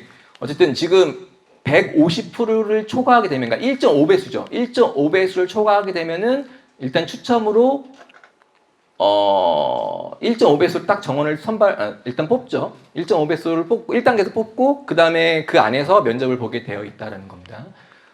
1.5와 그러니까 1.5배수가 안 넘으면은 그냥 추첨 생략하고 면접만 보는 거고요. 추첨을 하느냐 안 하느냐, 면접을 보느냐 안 보느냐. 그러니까 1.2배수를 넘어가면은 무조건 면접을 봅니다. 1.5배수 넘어가는 순간 추첨도 하고 그 다음에 이제 면접도 보고 그런 거고요. 여기는 서울광역사고는 1,200자고요. 글자 수가 좀 줄어들었고, 면접 방식은 이제 4분입니다. 아까 전국 단위 자사고는 15분 정도 봤잖아요. 네, 여기 이제 4분이고요. 개별 면제 2개입니다. 그러니까 희문고 같은 경우에는 일단은 면접 준비실이 따로 있어요. 면접 준비실에서 4분 정도 답변을 준비를 합니다. 그리고 면접실로 이동을 해서 4분 동안 개별 2문제, 자기 또 학습 영역의 한 문제와 인성 영역의 한 문제, 그러니까 보통 출제가 되거든요. 자소서에서 뽑아갖고 2문제, 그 2문제에 대해서 4분 이내로 대답을 하는 겁니다. 그러니까 한 문제당 2분 정도씩의 얘기할 수 있는 시간이 주어지는 거죠. 그렇게 보시면 될 거고요. 중동고입니다. 중동고 권하기념은 의롭게 생각하고 당당하게 행동하는 인재 양성이다. 실력 있고 창조적이고 공헌하는 사람이어야 된다. 라는 거고요. 그 다음에 넘기겠습니다. 중동고에 존재하는 특성화 프로그램 로고스, 파토스, 에토스라고 해서 엄청 많습니다. 네, 엄청 많아요. 이런 다양한 활동들이 있고 이제 여기서 이제 본인하고 맞는 활동들을 선택을 해가면서 생기부를 꾸며 나가겠죠. 네, 그런 힘이 있는 학교입니다.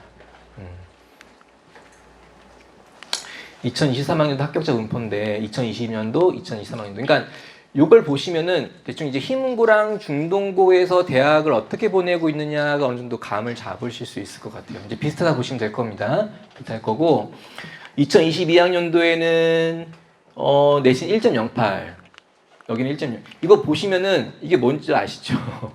2022학년도에 중동고의 전교 1등은 내신이 1.08이었구나. 이 아이가 서울대, 의대, 연대, 의대, 고대, 의대, 성균관대, 의대, 의치했구나. 다 붙었구나. 이게 되는 거죠. 다 붙은 거죠. 그렇죠? 2023학년도에 전교 1등은 내신이 1.16이었고요. 이 아이도 연대, 고대, 성균관대 이렇게 다 붙은 거죠. 의대를. 그렇게 보시면 돼요. 그러니까 그럼 중동고 가면은 그래도 내신 1.1대 안에는 들어올 수 있겠구나. 그건 아닙니다. 이 해에 이런 괴물 같은 애가 있었던 거죠. 그렇죠? 그런 괴물 같은 애가 있었을 뿐인 거지. 그러니까 우리 아이가 괴물이면 가능한 거죠. 네. 쉽진 않습니다. 그리고 어쨌든 서울대를 3.71등급까지, 서울대를 4.04등급까지 붙었다. 오해하시면 안 됩니다. 이건 학생부 종합전형이 아니에요. 합격자의 학교 내신을 공개한 것 뿐입니다. 서울대 합격한 아이들의 수시로, 정시로 모든 학생, 합격한 아이들의 내신 등급을 한 거기 때문에 아무래도 이쪽 아이는 정시로 갔겠죠. 네. 그리고 이제 실제 이렇게 보시면은 웬만하면 다 정시입니다. 네. 웬만하면. 네. 다 정시입니다. 정시. 네. 그래도 이 학교의 분위기를 보여드리는 거죠. 중동고나 희문고는 자, 이걸 보세요. 저는 이게 시사하는 바가 크다고 봐요. 서강대에 들어간 아이의 내신 등급이 가장 높은 애가 3.21입니다. 그러면 1등급, 2등급 아이들은 서강대 보지도 않는 얘기입니다. 한양대 보지도 않아요. 네, 그렇게 보시는 거죠. 이 학교 분위기가 그렇다는 얘기죠. 2등급까지는 서성하는 쳐다보지도 않는다. 네.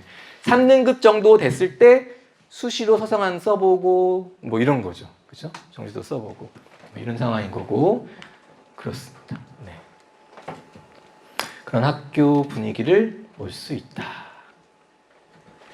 중동고 327명 모집을 하고요. 여기 경제능력 비슷합니다. 희문고랑 비슷하고 방식 똑같고요. 120점, 1200 똑같습니다. 똑같은데 이제 면접이 좀 차이가 있어요. 면접은 중동고는 답변 준비 시간이 없습니다.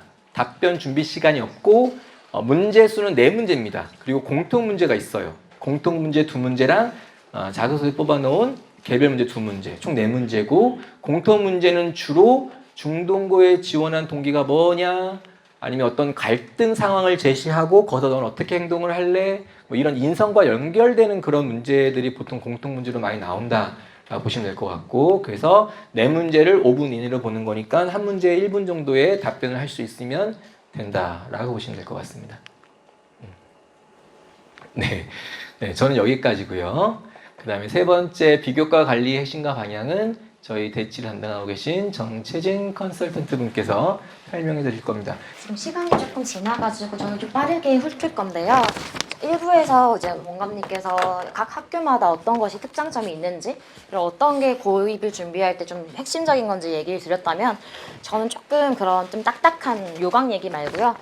이렇게 해서 왜 우리 자녀가 어떻게 고교를 입시를 준비해야 될까? 어떤 고교 유형 선택하는 게 가장 대입 준비에 좋은지에 대해서 빨리 훑어갈 거고요. 그래서 자기소개서 좋은 예시 플러스 이제 면접을 준비할 때 어느 정도의 폼을 들이고 어느 정도의 시간, 어느 정도의 노력을 들여야지 그 정도의 좀 아웃풋이 나오는지에 대해서 빠르게 훑어가도록 할게요. 우선 제가 각 고입을 한다고 말씀드리기 전에 전 데이 컨설턴트로 지금 2014년부터 학생들 지도하고 있고요. 보통 이제 의대 포함해서 스카이 공대 위주로 학생들 지도하고 있기 때문에 고입의 가장 큰 목적은 사실 성공적 대입을 위함이죠. 연과고가 아니라 전국 단위 자사고나 강력 단위 자사고 진학을 목표로 하시는 대부분의 학부모나 학생들이 아마 아직은 메디컬이나 의대에 진학에 관심이 많다고 판단을 하고요. 그래서 성공적 대입을 위해서 가장 어떤 게 우리 자녀에게 좋은 고교 선택일까? 그럼 그 고교 선택을 하는 기준은 무엇일까에 대해서 어머님들께 방향성을 잡아드리려고 하고요. 무조건 좋은 학교가 우리 자녀한테까지 좋은 환경을 만드는 건 아니에요. 지방이라든지 일반고만 가도 이제 내신 성취를 잘해서 교과 전형으로 가는 학생들이 있는가 하면 충분히 자사고에 가서 학생부 종합 전형으로 좋은 결과를 내는 아이들이 있어요.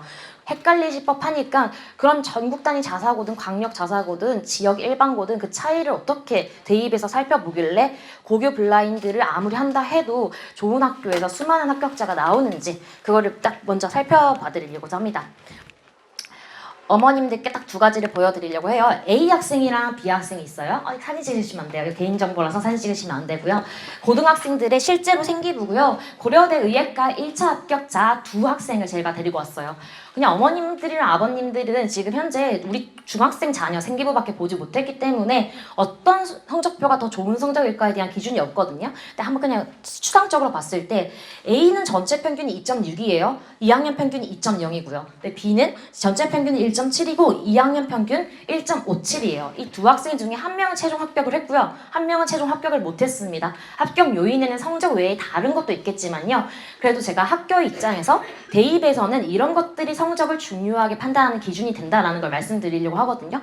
속으로 A랑 B 학생 중에서 어떤 학생이 조금 더 대입이 좋은 학생이라고 또는 학업 성취도가 우수한 학생이라고 평가를 할까요?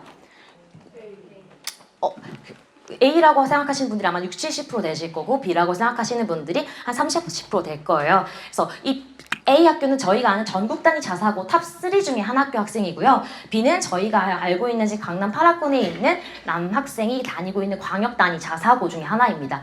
두 학생 모두 다 우수한 상위권 학생도 맞고요. 정시나 최저 등급을 잘 갖춘 학생도 맞지만요. 학생부 종합 전형이죠. 즉 고등학교를 좋은 고등학교에 보내려고 하는 이유는 수시에서 조금이라도 우수한 평가를 받기 위함이잖아요. 그 기준이 되는 걸 말씀드리도록 할게요.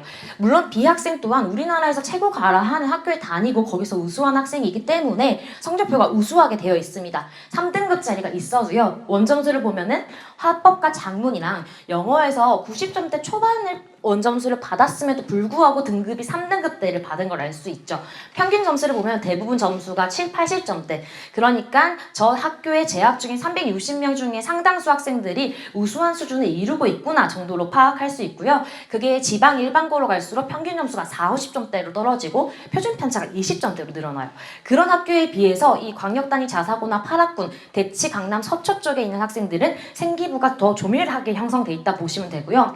어머님들이 아까 말씀해준 것처럼 A 학생이 더 잘하는 것 같아요 라고 얘기한 이유는 비슷한 지점에서 보시면 되겠죠. 문학이 4등급이 떴어요. 근데 이 친구는 못해서 4등급이 뜬 걸까요?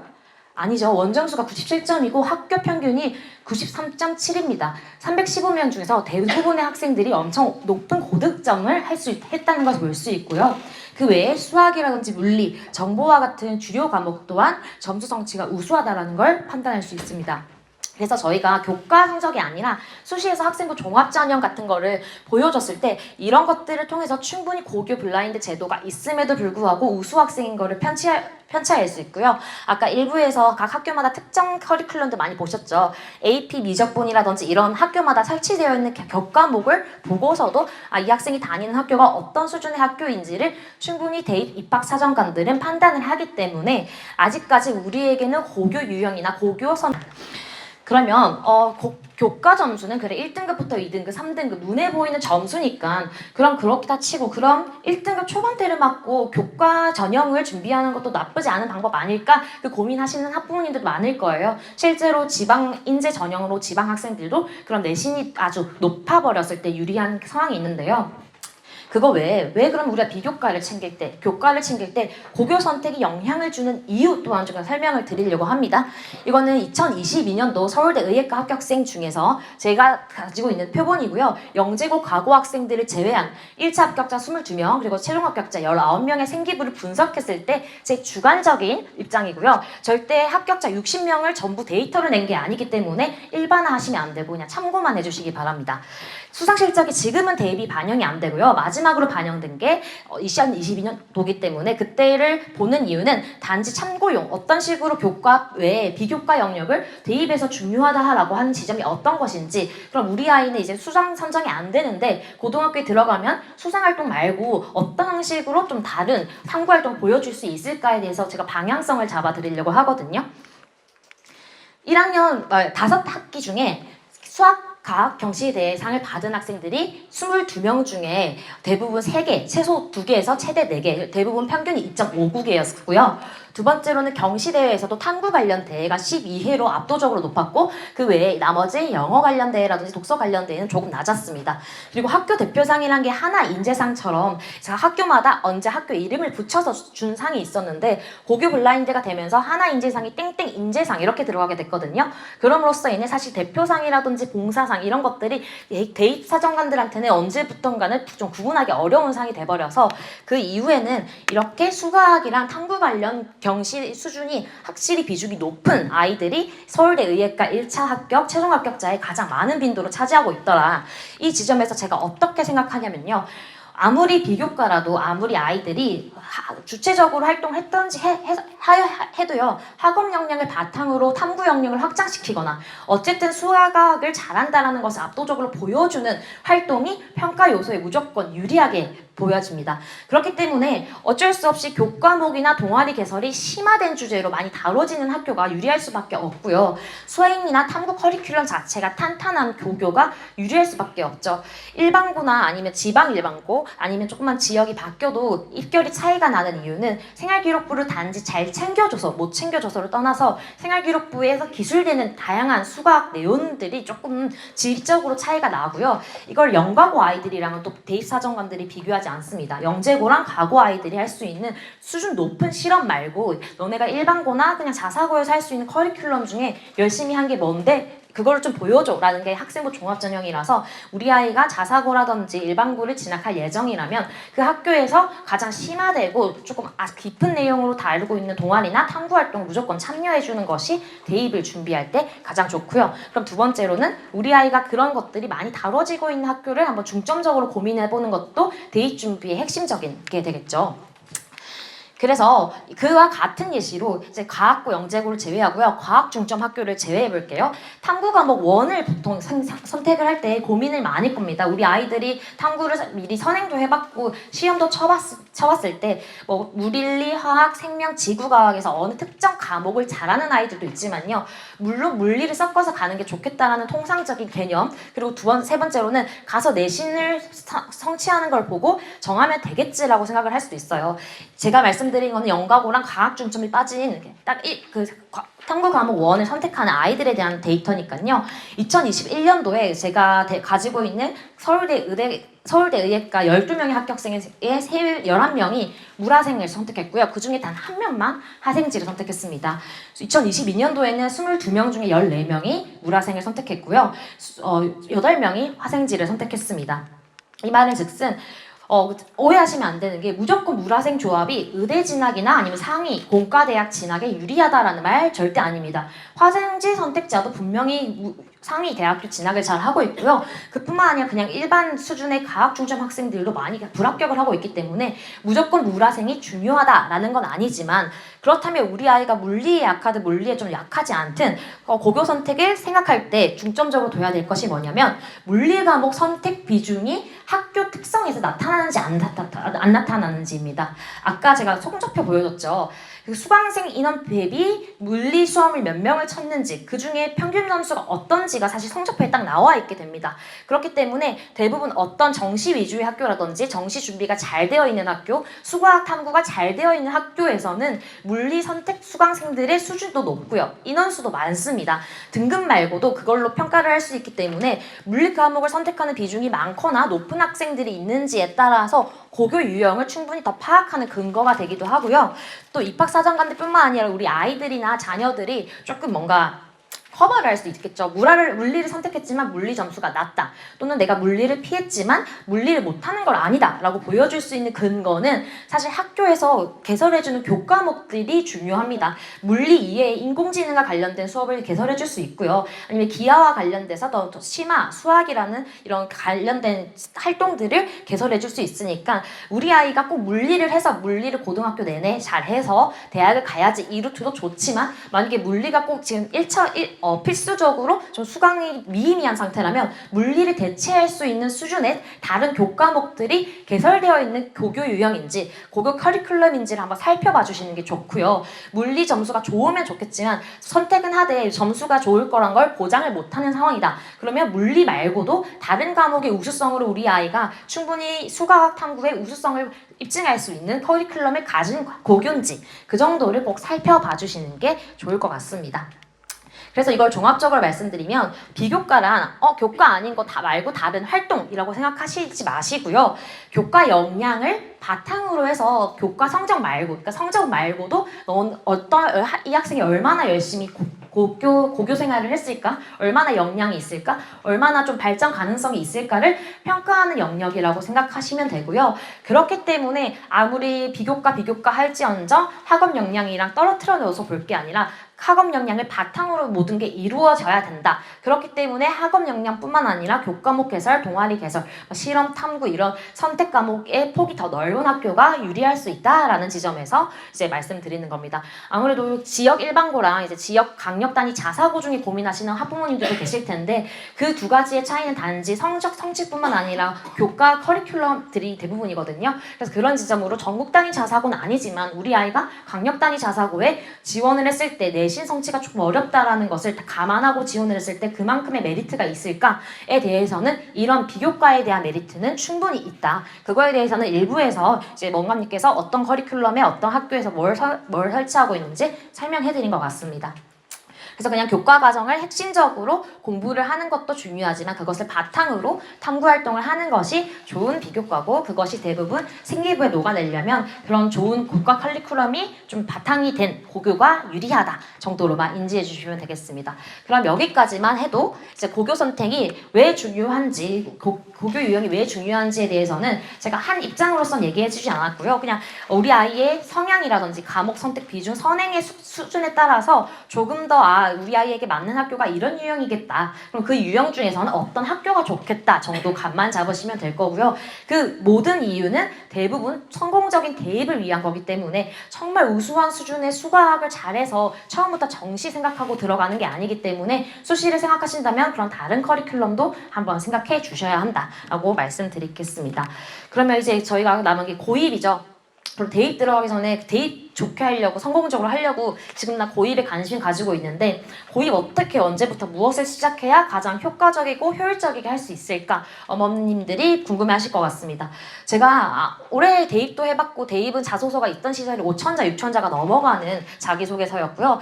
실제로 고입은 꾸준히 1,200자에서 1,500자, 상상고는 독서 문항을 포함해봤자 2,400자 정도죠. 그래서 고입은 분량이 짧기도 하고요. 실제적으로 시간적 여유가 좀 확보돼서 아이들이 충분히 조금 일찍 천천히만 준비한다면 좋은 성과를 낼 수 있어요. 뭐 지금부터 뭐 컨설팅도 받아야 되고 자기소개서 수업을 당장 뭐 시작해가지고 미리 완성해놔서 나중에 면접 준비만 6개월 해야 돼 이런 식으로 엄청 어렵게 접근하지 마시고요. 우리 아이 뭐 아침 점심 먹을 때 아니면 하교하고 하원할 때 가장 너가 3년 동안 했던 활동 중에 가장 좀 뜻깊은 게 있을까? 그런 좀 다른 애들처럼 합창대 이런 것도 좋지만 너만 생각했던 좀 특별한 활동이 있을까? 이런 얘기를 평소에 주고받으면서 소재를 지금부터 찾아보는 게 가장 더 좋은 거고요. 항상 어머님들한테 아버님들이나 우리 아이들한테 얘기하는 게 인생의 가장 좋은 컨설턴트는 사실 본인이자 가장 그 자기를 오래 본 학부모님들이거든요. 그래서 우리 아이가 어떤 활동을 진실되게 했는지 어떤 책을 정말 좋게 읽었는지는 학생과 학부모님이 가장 잘 알기 때문에 지금부터 대화량을 늘려주시고 그 대화량을 늘리면서 소재를 찾는 게 가장 좋은 자소서를 쓰는 방법입니다. 그럼 그렇게 했을 때 어떻게 쓰는 게 좋냐? 근데 자기소개서에 대해서는 하나만 기억하시면 돼요. 이게 뭔가 엄청나게 대단한 뭔가 문예대에 낼 만한 논문 같은 글이 아니라요. 그냥 하나의 글이고요. 말 그대로 자기를 소개하는 글인데 고입은 면접이 있기 때문에 면접 전에 면접관들에게 미리 내 얘기를 1차적으로 푸는 글이라고 보시면 되고요. 그렇기 때문에 각 학교마다 인재상이 다른 것 같고 각 학교마다 문항이 다른 것 같지만 사실 요구하는 내용은 다 비슷합니다. 너네 우리 학교에 와서 대입 실적 잘 내줄 거야? 나 그런 학생 찾고 있는데 라는 느낌으로 받아들이면요. 사실 학생들이 당연히 인성이 높은 게 인성이 바른 게 아니면 학업 성적이 좋은 게 고입 입장에서는 당연히 좋겠죠. 한 10년 전만 해도 리더십이란 것은 뭔가 누군가가 회장이 돼서 뭔가 애들을 다 이끌고 엄청나게 뭔가 카리스마 있는 것이 인성이라고 생각을 했다면 요새는 좀 다르죠. 팬데믹도 겪었고 얼마나 사회 구성원으로서 아이들이 잘 어울려지느냐를 좀 인성으로 보는 지점이 있거든요. 그래서 우리 아이 생기부에 뭔가 대단한 게 없어 보여도 우리 아이만의 장점이 있어요. 그 장점을 찾아내는 게 자기소개서의 역할이라고 생각하면 됩니다. 이거는 다 읽어볼 필요 없이 외대부고 하나고 상상고를 가져왔지만 다 비슷한 내용들을 요구한다라는 거고요. 대부분 학습 동기, 학습 역량 그것을 바탕으로 어떻게 고등학교를 지원했는지 고등학교 들어와서 뭐 할 건지 그래서 어떤 너희 장래 희망은 뭔지 그래서 그걸 우리 학교 권학이념이랑 연결해서 얘기해봐 이 정도의 얘기입니다. 그래서 사실 우리 아이가 고교를 정하고 나서 그 학교의 자기소개서 항목을 읽어봐도 늦지 않아요. 지금부터 자기소개서 항목 하나하나 뜯어볼 필요 없고요. 그러면 어떤 식으로 자기소개서를 접근하고 소재를 쓰는 게 가장 좋을지에 대한 예시를 보여드리려고 합니다. 우선 인성부문 자기소개서를 발제했어요. 이 친구를 보면 학급 반장으로서 졸업식을 통제하던 중에 담임 선생님이랑 학생들이 싸웠어요. 그래서 자기는 그 갈등을 반장으로서 바로잡고자 슬기롭게 해결하려고 타임캡슐 만들고 수학여행 단체 사진 동영상 만들고 추억을 되살려서 친구들과 중간에 소통권을 만들게 해줬어요. 그래서 자기는 리더가 집단 전체 이익을 추구하는 것도 중요하지만 갈등 상황에서 본인이 무언가를 조금 더 중재하는 것이 리더의 역할입니다 라고 생각한다고 적었어요. 다 각자 받아들이는 것도 다르고 좋은 글이란 거는 또 다 주관적인데 제가 봤을 때 이 활동은 그렇게 좋은 활동을 서술했다고 생각을 안 하는 게 이유를 말씀드리면 문제점이 단순 질서 정리, 의사소통에 대한 경험을 서술했죠. 학급 반장이어도 되고요. 학급 부반장이어도 되고 사실 저거는 그냥 동아리 장이어도 돼요. 이 학생이 1500자에 한 300자 이상을 서술했다면 본인이 학급 반장으로서만 느꼈던 뭔가 활동 하나가 있어야 되는데 무슨 활동으로도 대체 가능한 서술을 썼다라는 거죠. 그리고 대부분 무언 반장이나 무슨 장을 했다고 하면 리더십이 돋보이는 활동이라고 생각을 할 거죠. 그럼 대부분 의사소통, 리더십, 중재자 역할에 대해서만 얘기를 하기 때문에 실제로 자기소개서 쓰는 500명 중에서 1000명이 대부분 이런 내용을 쓴다라고 생각하시면 되고요. 우리 아이가 학급 반장으로서 이런 활동밖에 안 했지만 서술의 방식을 달리하면 다른 것을 조금 더 어필할 수 있는 부분이 될 수 있다라고 접근하시면 돼요. 그래서 학급 반장에서 저거보다 더 열심히 할 수 있는 게 뭔데 당연히 중학생들한테 더 다채롭게 활동할 수 있는 경험은 적거든요. 그런데 나의 직업이나 나의 진로 희망과 연관시켜서 조금 더 사고의 방식을 전환시키는 방식이 지금부터 천천히 하면 되는 거니까 너무 부담 가지실 필요 없고요. 제시한 해결 방안 또한 저 좀 되게 추상적이다 생각했어요. 그냥 선생님이랑 아이들이 싸웠으니까 추억 살리기 이것도 누구나 할 수 있는 거니까 본인이 만약에 미래 진로 희망이 어떤 거였다면 그거랑 연관시킨 것을 매개로 삼아도 되고 그 좋은 예시는 바로 이따 보여드릴게요. 그럼 또 문제점이 보이는 자소서를 또 하나 들고 왔습니다. 이것도 어떻게 보면은 1차원적으로는 예쁘게 잘 써진 자소서라고 볼 수 있는데요.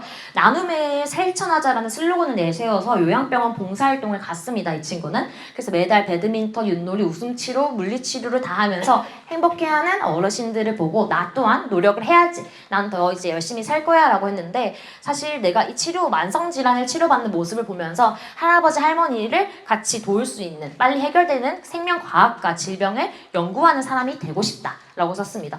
그냥 활동으로 끝내지 않고 자기의 진로 희망과 연결해주는 거면 괜찮은 활동 아니야? 라고 생각할 수 있는데 여기서 인성 부분에 아이들이 생기는 약간 하나의 그 배려심이란 부분에 좀 잘못 매여 있는 게 있죠. 사실 봉사활동이란 건 대부분 배려심, 이타심, 뭔가 희생 이런 것들을 보이는 활동성이 있는 활동이고요. 반장 같은 경우는 리더십이라든지 의사소통 이런 활동성이 있는 활동이잖아요. 그러니까 그 활동성이 명확한 활동을 들고 와서 그냥 그 활동을 했습니다 라고 했을 땐 다소 그 활동을 했던 다른 학생들과 큰 차이가 안 날 수도 있다는 거죠.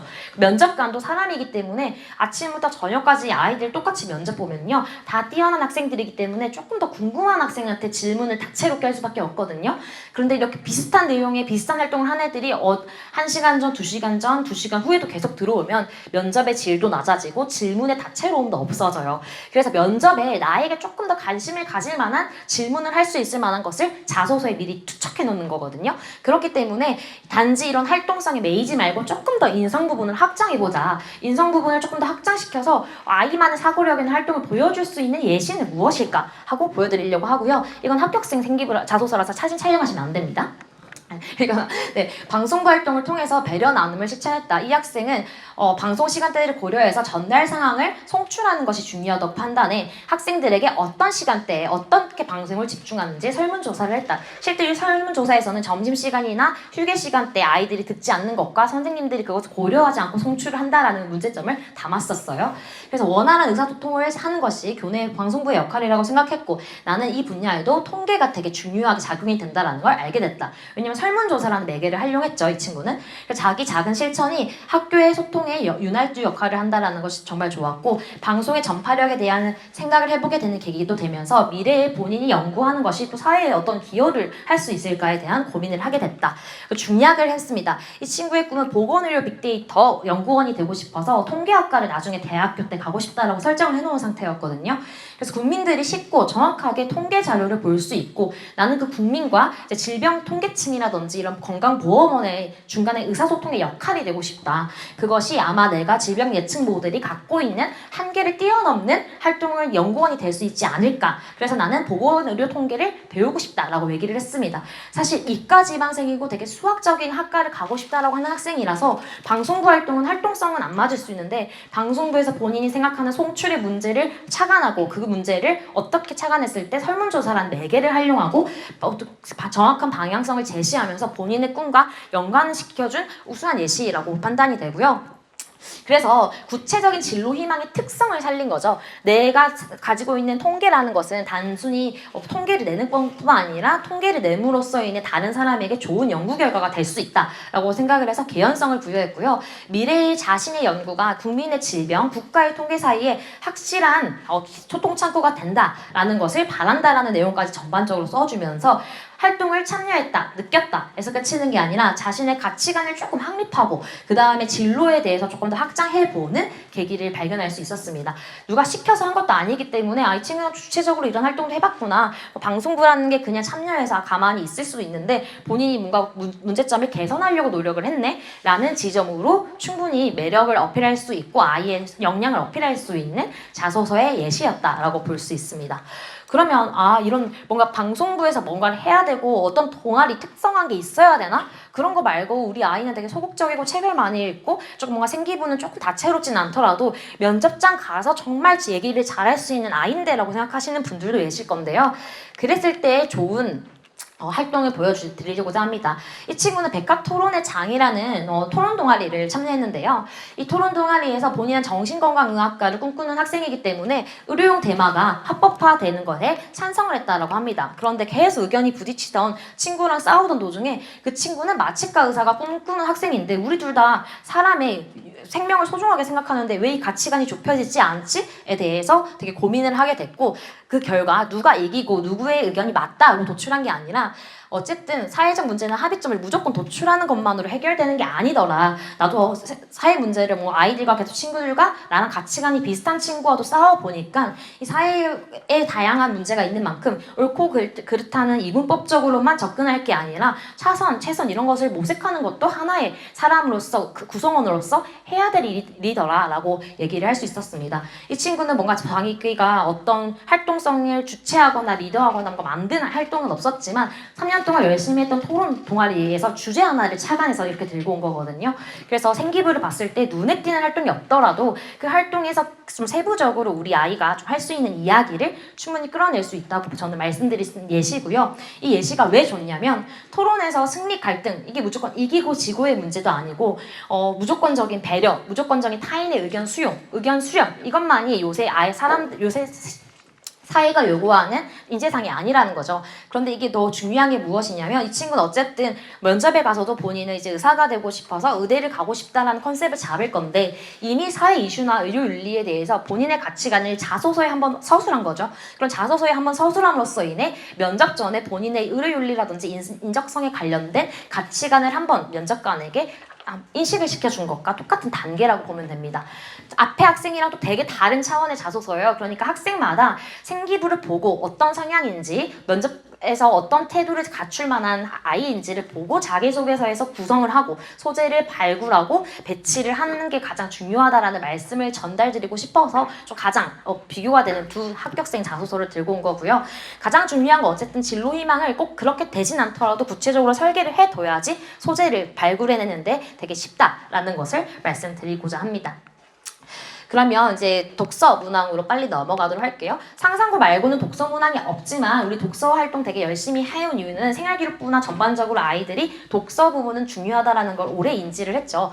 그런데 아이들이 가지는 학부모님들이나 또 심지어 가르치는 선생님들도 가지는 오해 중에 하나가 독서를 선정하는 그 자체의 어려움을 느낍니다. 어떤 저자, 어떤 사람의 책, 어떤 책 이런 것들에 되게 어려움을 느끼는데 책에 대해서 전혀 이제 어려움을 느끼지 마시라고 얘기하는 이유가 진로 희망과 꼭 연관된 전문 서적을 읽어야 되나? 라는 거에 대해서 되게 좀 잘못 국한돼서 생각을 하다 보면 수과학과 연관된 서적 또는 아니면 뭔가 철학자라든지 어떤 의료인 아니면 어떤 과학인 어떤 뭔가 그런 사람에 대한 책을 읽으려고 할 수도 있는데 너무 사실 수준이 높아요. 학부생도 이해를 할까? 할 수 있는 수준이 사실 프로이트의 꿈에 의해서 이거 학부생들도 이해 못하거든요. 대학원생들도 겨우 읽을까 말까인데 이런 것들을 중학생들이 전 이거 읽었고 참 정신분석이란 게 좋아요 라고 하면 면접관들이 보기에는 그냥 네이버 백과사전에서 뺏어왔나? 라고 생각할 수도 있고요. 유명 인문 경제서적 요새는 총균세랑 이런 것들이 뜨는데 옛날에는 세계의 절반은 왜 굶주리는가 정의란 무엇인가가 또 되게 유행했었잖아요. 근데 이런 것들을 선정하면 또 좋은가? 아닙니다. 어떤 책이거나 어떤 저자거나 어떤 전문성을 가진 책일 필요가 전혀 없고요. 우리 아이가 왜 이 책을 가장 자기 중학교 3년 동안 열심히 읽었고 독서를 활용했는지를 보여줄 수 있는 책이면 됩니다.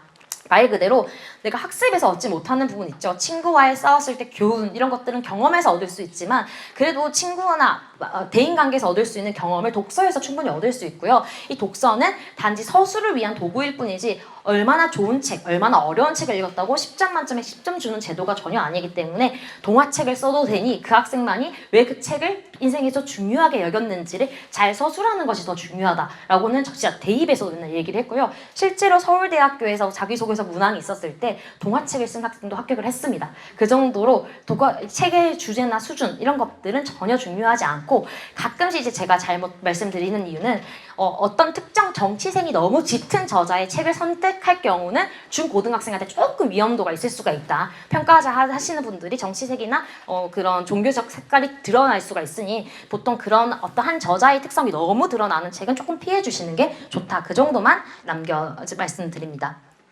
그럼 서술 방식인데요. 문예대회나 국어지문평가, 왜냐면 저희는 고교과정이나 고교과정, 중교과정 이런 속에서 어떤 글이 잘 쓰는 글인지, 어떤 글이 좋은 글인지, 어떤 글이 사람을 감동시키는 글인지 사실 한 번도 배운 적이 없고요. 그런데 아이들한테 너 이제 고등학교 가려니까 자소서 써, 이제 대학교 가려니까 자소서 써 하니까 거기서 아이들이 힘들어하고 어디부터 어디서 어떻게 써야 되는지 어려워하고 학부모님도 이거에 대해서 뭔가 매뉴얼을 줄 수 없으니까 조금 더 주변의 전문가를 찾아가게 되는 건데 전혀 아닙니다. 논문을 받아보는 것도 아니고요. 저희가 100일장에 나가는 것도 아니거든요. 가장 실용적인 글을 우리 아이에게 가장 도움이 되는 글을 쓴다라고 생각을 하시면 되고요. 이 책을 정확하게 인지를 했나? 이 주제를 잘 알았나? 이 저자의 연대기를 잘 파악했나? 이 정도를 엄청 세밀하게 파악을 하려기보다는 학습과 연계해서 본인의 삶의 경험을 어떻게 확장시켰지? 독서를 정말 활용을 했을까? 어떻게 활용했을까를 평가하는 부분이라고 보시면 됩니다. 그럼 아까 한 마디로 일맥상통하죠. 어떤 책인지 어떤 저자인지 보다는 왜 이 책을 이 학생이 선정했는지를 조금 더 서술하는 게 훨씬 더 좋은 자소서가 된다는 거고요. 이렇게 얘기만 하면 사실 감이 안 잡히니까 예시를 보여드리려고 해요. 이 병신과 머저리라는 단편 소설이 하나 있고요. 이 학생 거를 빨리 한번 읽어볼게요. 이청준 작가는 대한민국의 요동치던 시절을 살아갔다. 그래서 나는 이 책을 읽으면서 한국 전쟁의 사회적인 측면만 본 것이 아니라 개인 경험에서 내적 외적 갈등을 봤다. 액자식 구성과 상징적 소재를 활용해 입체적인 내용이 구성됐고 형과 동생이란 인물 설정을 통해 주제가 강조되더라. 책을 읽으면서 나는 이 아픔을 개인이 극복하기 위해 되는 과정을 엿봤다. 그래서 나는 비극적 현실이 반복되지 않도록 느끼고 나도 힘들 때 이겨내는 사람이 되고 싶다라고 썼습니다. 나쁜 글 같진 않거든요. 뭔가 독서 기록장 내라고 하면 이렇게 내면 됩니다. 하지만 우리는 이제 독서 항목이 평가되는 자기소개서를 쓰는 거죠. 그렇기 때문에 이 친구는 일단 문학작품이나 작가에 대한 백과사전 같은 느낌의 지식 전달만 해요. 사실 평가자들은 그게 안 궁금합니다. 이청준 작가가 이 책을 왜 썼는지에 대해서 궁금하지 않고요. 이 학생이 이 이청준 작가의 소설이 왜 본인의 인생에 영향을 끼쳤는지 그것이 궁금한데 그 내용은 다 빠져 있습니다. 그리고 아까 제가 처음에 학급 반장을 대체할 수 있는 활동이 조금 나와서 아쉽다고 했죠. 이 책도 사실 이청준의 명신과 머저리를 바꿔 끼고 정의란 무엇인가를 넣어도 되고요. 아니면 해외에 백설공주라는 고전 문학을 넣어도 그냥 삶의 기인한 모습을 발견할 수 있었다라고 기결이 될 수 있는 거거든요. 그러니까 에세이가 아니라 이 작품을 선택한 이유도 있어야 되고요. 세계 문학이 아니라 꼭 너가 한국 문학을 생각한 이유, 이것이 왜 너한테 영향을 끼쳤는지를 설명해야 되는데 이게 전부 다 없었다라는 거죠. 그렇기 때문에 저거는 독서 기록장에 썼을 때는 나쁘지 않은 내용이었을 수 있으나 자기소개서, 독서 항목에서는 좀 좋은 내용은 아니다라고 말씀을 드릴 거고요. 그럼 이 동일한 책을 어떤 학생이 자기소개서로 쓴다면 어떤 버전이 될까? 우수하게 예시를 보여드리자면 허무주의 속 인물들의 외상을 마주하면서 자기는 현대인의 모습을 발견했다. 의사인 형은 참전의 아픔과 비윤리적인 살인 행위에 대해서 그걸 극복하고자 하는 모습이 보이지만 동생은 전혀 그렇지 않고 무기력하더라. 나는 내가 정신건강 의사를 꿈꾸는데 내적 상처를 인지하는 것도 질병 치료의 좋은 시작이 될 수 있지 않을까 사고를 하게 됐고 이 사회 시스템이나 역사적 사실이 개인에게 미치는 외상성 트라우마에 대해서도 한번 생각해서 탐구를 해봤는데 지금 현재 참전 용사들에 대해서 공공의료 정책이 크게 크게 발달되어 있지 않다라는 문제점을 착안하고 이 의료정책 개선 방안을 고민해보는 시간을 가졌다. 이거는 제가 전국과 엄청 비교되게 부모님들에게 확 와닿게 하려고 조금 더 어렵고 각지게 좀 각색한 거고요. 사실은 어떤 게 포인트냐면요. 작품 설명이랑 해석을 다 줄였죠. 그리고 자기가 왜 인물을 통해 이 작품을 통해 어떤 점을 느꼈는지를 중점적으로 기술합니다. 근데 거기서 자신의 진로와 매우 크게 연관을 시켰죠. 역사라든지 사회 현상으로 인해서 사람들이 가질 수 있는 외상과 그로 인해서 어떤 것이 중요한지에 대해서 본인의 가치관을 정립하고 그런데 참전용사의 외상을 내가 봤는데 지금 우리나라 참전용사들의 공공정책으로는 어떻게 이루어지고 있는지 좀 궁금해서 추가적으로 탐구함 이런 것들이 보이면서 단순히 이 친구는 책 읽고 느낀 점 독서 기록에서 끝나는 게 아니라 정말 본인의 경험을 확장시키고 사고를 확장시키는데 이 독서를 활발히 활용한 친구구나 라고 생각할 수 있는 근거를 제시한 거죠. 진짜 실제로 이 친구가 이렇게 느꼈는지 안 느꼈지는 저희가 확인을 할 수 없지만 이렇게 씀으로써 인해 앞 자소서와 이 자소서는 확실히 달라지게 되고 면접이 더 풍부해지게 된다라는 예시를 보여드렸습니다. 그래서 저자나 독서, 이 정보 전달이 급급할 필요 전혀 없습니다. 어떤 책이 왜 지어졌고 그 책이 어떤 지금 현재 베스트셀러 몇 위를 계속했는지 그런 거는 다 빼셔야 되고요. 이 독서의 성격 있죠. 본인이 에세이를 읽었거나 아니 전문 서적을 읽었거나 아니 문학을 읽었거나 여러 가지를 읽을 수 있는데 왜 그 책을 읽었는지에 대한 당위성도 제시를 해줘야 되고요. 그러면 이 책이 내가 학습, 수학, 영어, 공부 이런 거 말고 이 책으로만 읽었을 때 내가 어떤 식으로 삶이 조금 더 바뀌었는지에 대해서 좀 서술해주는 것이 이 고입자소서에서 독서 문항을 요구하는 이유고 면접에서도 독서와 관련된 질문이 나오는 이유입니다. 책을 단지 많이 읽기만 한다면 독서상을 받았는지 안 받았는지와 같은 제도를 넣었겠죠. 근데 그런 것들이 아니기 때문에 우리 아이가 책을 선정할 때부터 서술할 때 자소서 쓸 때는 자유롭게 어떤 책이든 우리 아이가 면접까지 가서 자신의 가치관을 잘 말할 수 있는 좋은 책을 선정하는 게 좋지 정말 수준 높은 책을 선정하는 건 전혀 문제가 안 됩니다. 그럼 여기까지 자기소개서는 그럼 저런 식으로 어쨌든 소재를 아이 중심적으로 아이가 했던 것들을 어떻게 확장시키는 방식으로 좀 접근하면 되는구나 좀 방향성을 잡아셨을 것 같은데 그럼 면접 준비는 어떻게 해야 될까요? 우리 아이가 좀 말주변이 없는데 면접 준비는 미리미리 많이 해놔야지 뭔가 좀 더 빨리 학습되지 않을까요? 라고 생각을 할 수 있어요. 그런데 면접 준비라는 것이 사실 단기간 아이들이 좀 능률이 오르기도 하는 영역이기도 하고요. 실제로 수학에 대한 면접을 보는 상상과와 다르게 이 자기소개서나 생활기록부를 전반적으로 평가하는 면접들은 아이들이 얼마나 본인이 자기의 경험이나 느낀 점을 잘 표현하냐의 차이거든요.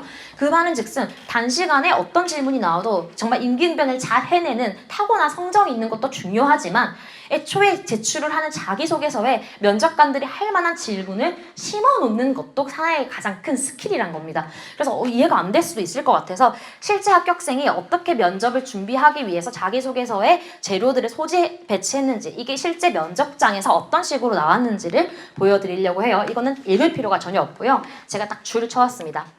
노란 색깔은 학업 역량에 대한 얘기를 노란색 걸로 했고요. 그 다음에 인성 관련된 활동은 초록색, 그 다음에 지원 동기, 해당 고교에 지원한 동기나 고교 입학 후의 계획은 파란색, 그리고 나중에 난 대학 이후에 뭔가 하고 싶다 이런 구체적인 계획은 보라색으로 했어요. 근데 이때 이 내용들이 어떤 식으로 실제로 학생이 면접을 준비했냐면요. 여기 보면 그냥 처음 것과 두 가지만 예시를 들어볼게요. 학습법에 대해서 얘기를 했고요. 피타고라스 정리에 대해서 얘기하고 자기는 빅데이터 성장에 대해서 우리나라의 문제점을 이제 자기소개서 얘기를 했습니다. 이것을 실제로 면접 준비를 할 때 이 인지법은 무슨 뜻인가요? 학생 구체적이게 한번 설명을 해봐요. 라고에 대해서 한번 답변을 다 준비를 했고요. 수학의 피타고라스 정리처럼 국어나 사회에는 뭐 적용한 거 없어요? 조금 더 깊이, 조금 면접관이 뭔가 시비를 걸듯이 할 수 있는 질문도 미리 한번 대비를 해본 거죠. 왜 수학만 얘기해? 너 수학 공부하고 통계학과 갈 거라서 그래? 국어랑 사회는 다른 공부 안 해봤어? 라는 질문도 충분히 미리 정리를 해봤고요. 그 외에 한국의 빅데이터 성장 현황 문제라고 했는데 뭐가 문제인지 최근에 한번 동향이 어떤지 얘기를 해봐라 이런 것들을 미리 면접 질문지에 다 예상을 하고 실제로 한 100개 가량 되는 질문지를 준비했고 아이가 답변을 준비를 해놨습니다. 그 중에 여기서 이 18개 내에서 질문이 충분히 다 실제 면접장에서 나왔거든요. 이 학생은 그 면접에서 엄청 내가 예상치도 못한 질문을 받은 게 문제가 아니라 본인이 먼저 자기가 자기소개서에서 나올 만한 주제들을 다 미리 면접 예상 질문지로 도출해낸 다음에 거기서 그때 즉흥적으로 더 빨리 대답을 해내는 학습을 한 거죠. 이거는 말을 잘하거나 듣기를 잘하는 공부를 빨리 한 게 아니라요. 애초에 자기소개서를 쓸 때부터 이 면접관이 나한테 좀 궁금해할 만한 내용을 미리 배치하고 나중에 자기소개서 다 쓰고 나니까 내가 자소서 쓰면서 줄였던 내용, 뭔가 여기서 계속 구체적으로 나올 것 같은 내용, 면접관이 조금 나를 못 살게 구면 꼬리 물기식으로 물어볼 것 같은 내용을 세밀하게 정리했더니 면접 대비가 완벽하게 되고 이것은 평소에 말하기 능력과는 전혀 상관없는 진짜 시간 투자의 영역이더라라고 판단이 됐습니다. 그래서 고입 면접 준비는 사실 자기소개서에 미리 면접관이 어떤 것을 궁금해할지 잘 배치하는 것이 가장 포인트고요. 실제로 12월, 11월 이 한두 달 동안만 학습을 해도 충분히 가능한 거라서 지금 가장 중요한 거는 그럼 자기소개서에 어떤 내용을 쓸 것인가, 우리 아이는 어떤 거를 면접장에 가서 얘기를 할 때 조금 더 활발하게 본인이 조금 더 자신 있게 얘기를 할 수 있지? 그런 내용들을 어떻게 자기소개서에 한 배치를 해볼까를 고민하는 시간을 가지는 게 현재라고 생각을 합니다. 사실 7월부터 10월, 11월까지는 이제 영재고 가고 결과가 나오기도 하고요. 아이들의 시험 기간 학교마다 다 다르겠죠. 종료가 되는데 12월 달에는 전국 단위 자사고부터 강력 단위 자사고, 서류 접수, 면접이 다 일괄적으로 치러지게 됩니다. 실제로 10월, 11월 넘어가서 갑자기 강력 단위 자사고 준비하는 학생들은 1200자 자소서가 있는 게 있지만 그래도 조금 마음이 급박해져요. 그러니까 준비하는 기간이 길다고 좋은 글이 나오는 건 아니거든요. 근데 제가 아까 말씀드린 것처럼 고입 자소서는 정말 좋은 스킬과 기교를 통해서 완벽한 글을 뽑아내는 게 아니라 우리 아이의 얘기를 조금 더 좋은 방법으로, 조금 더 좋은 소재로 표현하는 것이 핵심이라고 했죠. 그렇기 때문에 제가 봤을 때는 지금 5월부터 우리 아이가 어떤 학교에 가는 게 본인의 대입 준비에 가장 성공적일지 미리 고교 유형을 한번 파악해보세요. 전국 단위 자사고, 지역 단위 일반고, 아니면 광역 단위 자사고 중에 먼저 유형을 먼저 아이와 함께 고민을 하고 선택하신 다음, 그럼 그 중에서도 내가 가장 커리큘럼적으로나 내가 원하는 대학 학과에서는 이 학교가 가장 적합하더라 라고 생각하는 지원 고교를 설정하면 그때부터 자소서를 준비해야 될지 말지, 자소서는 몇 자일지, 책은 필요한지 말지가 정해지겠죠. 그래서 지금부터 자기소개서의 소재를 구성하고 찾아내는 하나하나 준비를 해가는 과정이라고 생각하면 되고요. 지금부터 하지 않고 한 12월, 11월쯤에 막 닥쳐서 했을 때는 당연히 자기소개서의 구상도가 조금 떨어지고 면접 준비 때 조금 더 힘들다는 정도, 그 정도가 있고요. 아이와는 지금은 최대한 많은 이야기, 뭔가 대화를 뽑아내면서 그 중에서 좋은 소재를 찾아내는 게 가장 핵심적이고 그게 이번 봄부터 여름까지가 가장 주된 시간일 거다라고 생각을 해주시면 좋을 것 같아요. 어쨌든 자기소개서에는 근거가 있어야 돼요. 아이들이 생기부에 한 문장도 안 들어가 있는 내용을 자소서에 다 써내리면 그건 소설이 되겠죠. 그러니까 자기소개서에 이런 소재가 들어갔으면 좋겠는데 이 근거가 하나라도 제시가 됐으면 좋겠어 라고 했을 때는 5, 6월부터 뭔가 활동을 했을 때 담임 선생님이나 담당 교과 선생님이 서술해줄 가능성도 있고요. 그래서 소재를 선정할 때 왜 미리 활동을 하고 그것을 좀 배치를 하는 게 중요하냐면 생활기록부를 서술해주는 주체는 사실상 해당 중학교에 있는 선생님들이기 때문에 없는 내용을 바로 지원해주시는 선생님이 또 없을 수 있다는 점을 좀 간과하시면 안 될 것 같습니다. 그러면 여기까지 하도록 하겠습니다. 들어주셔서 감사합니다.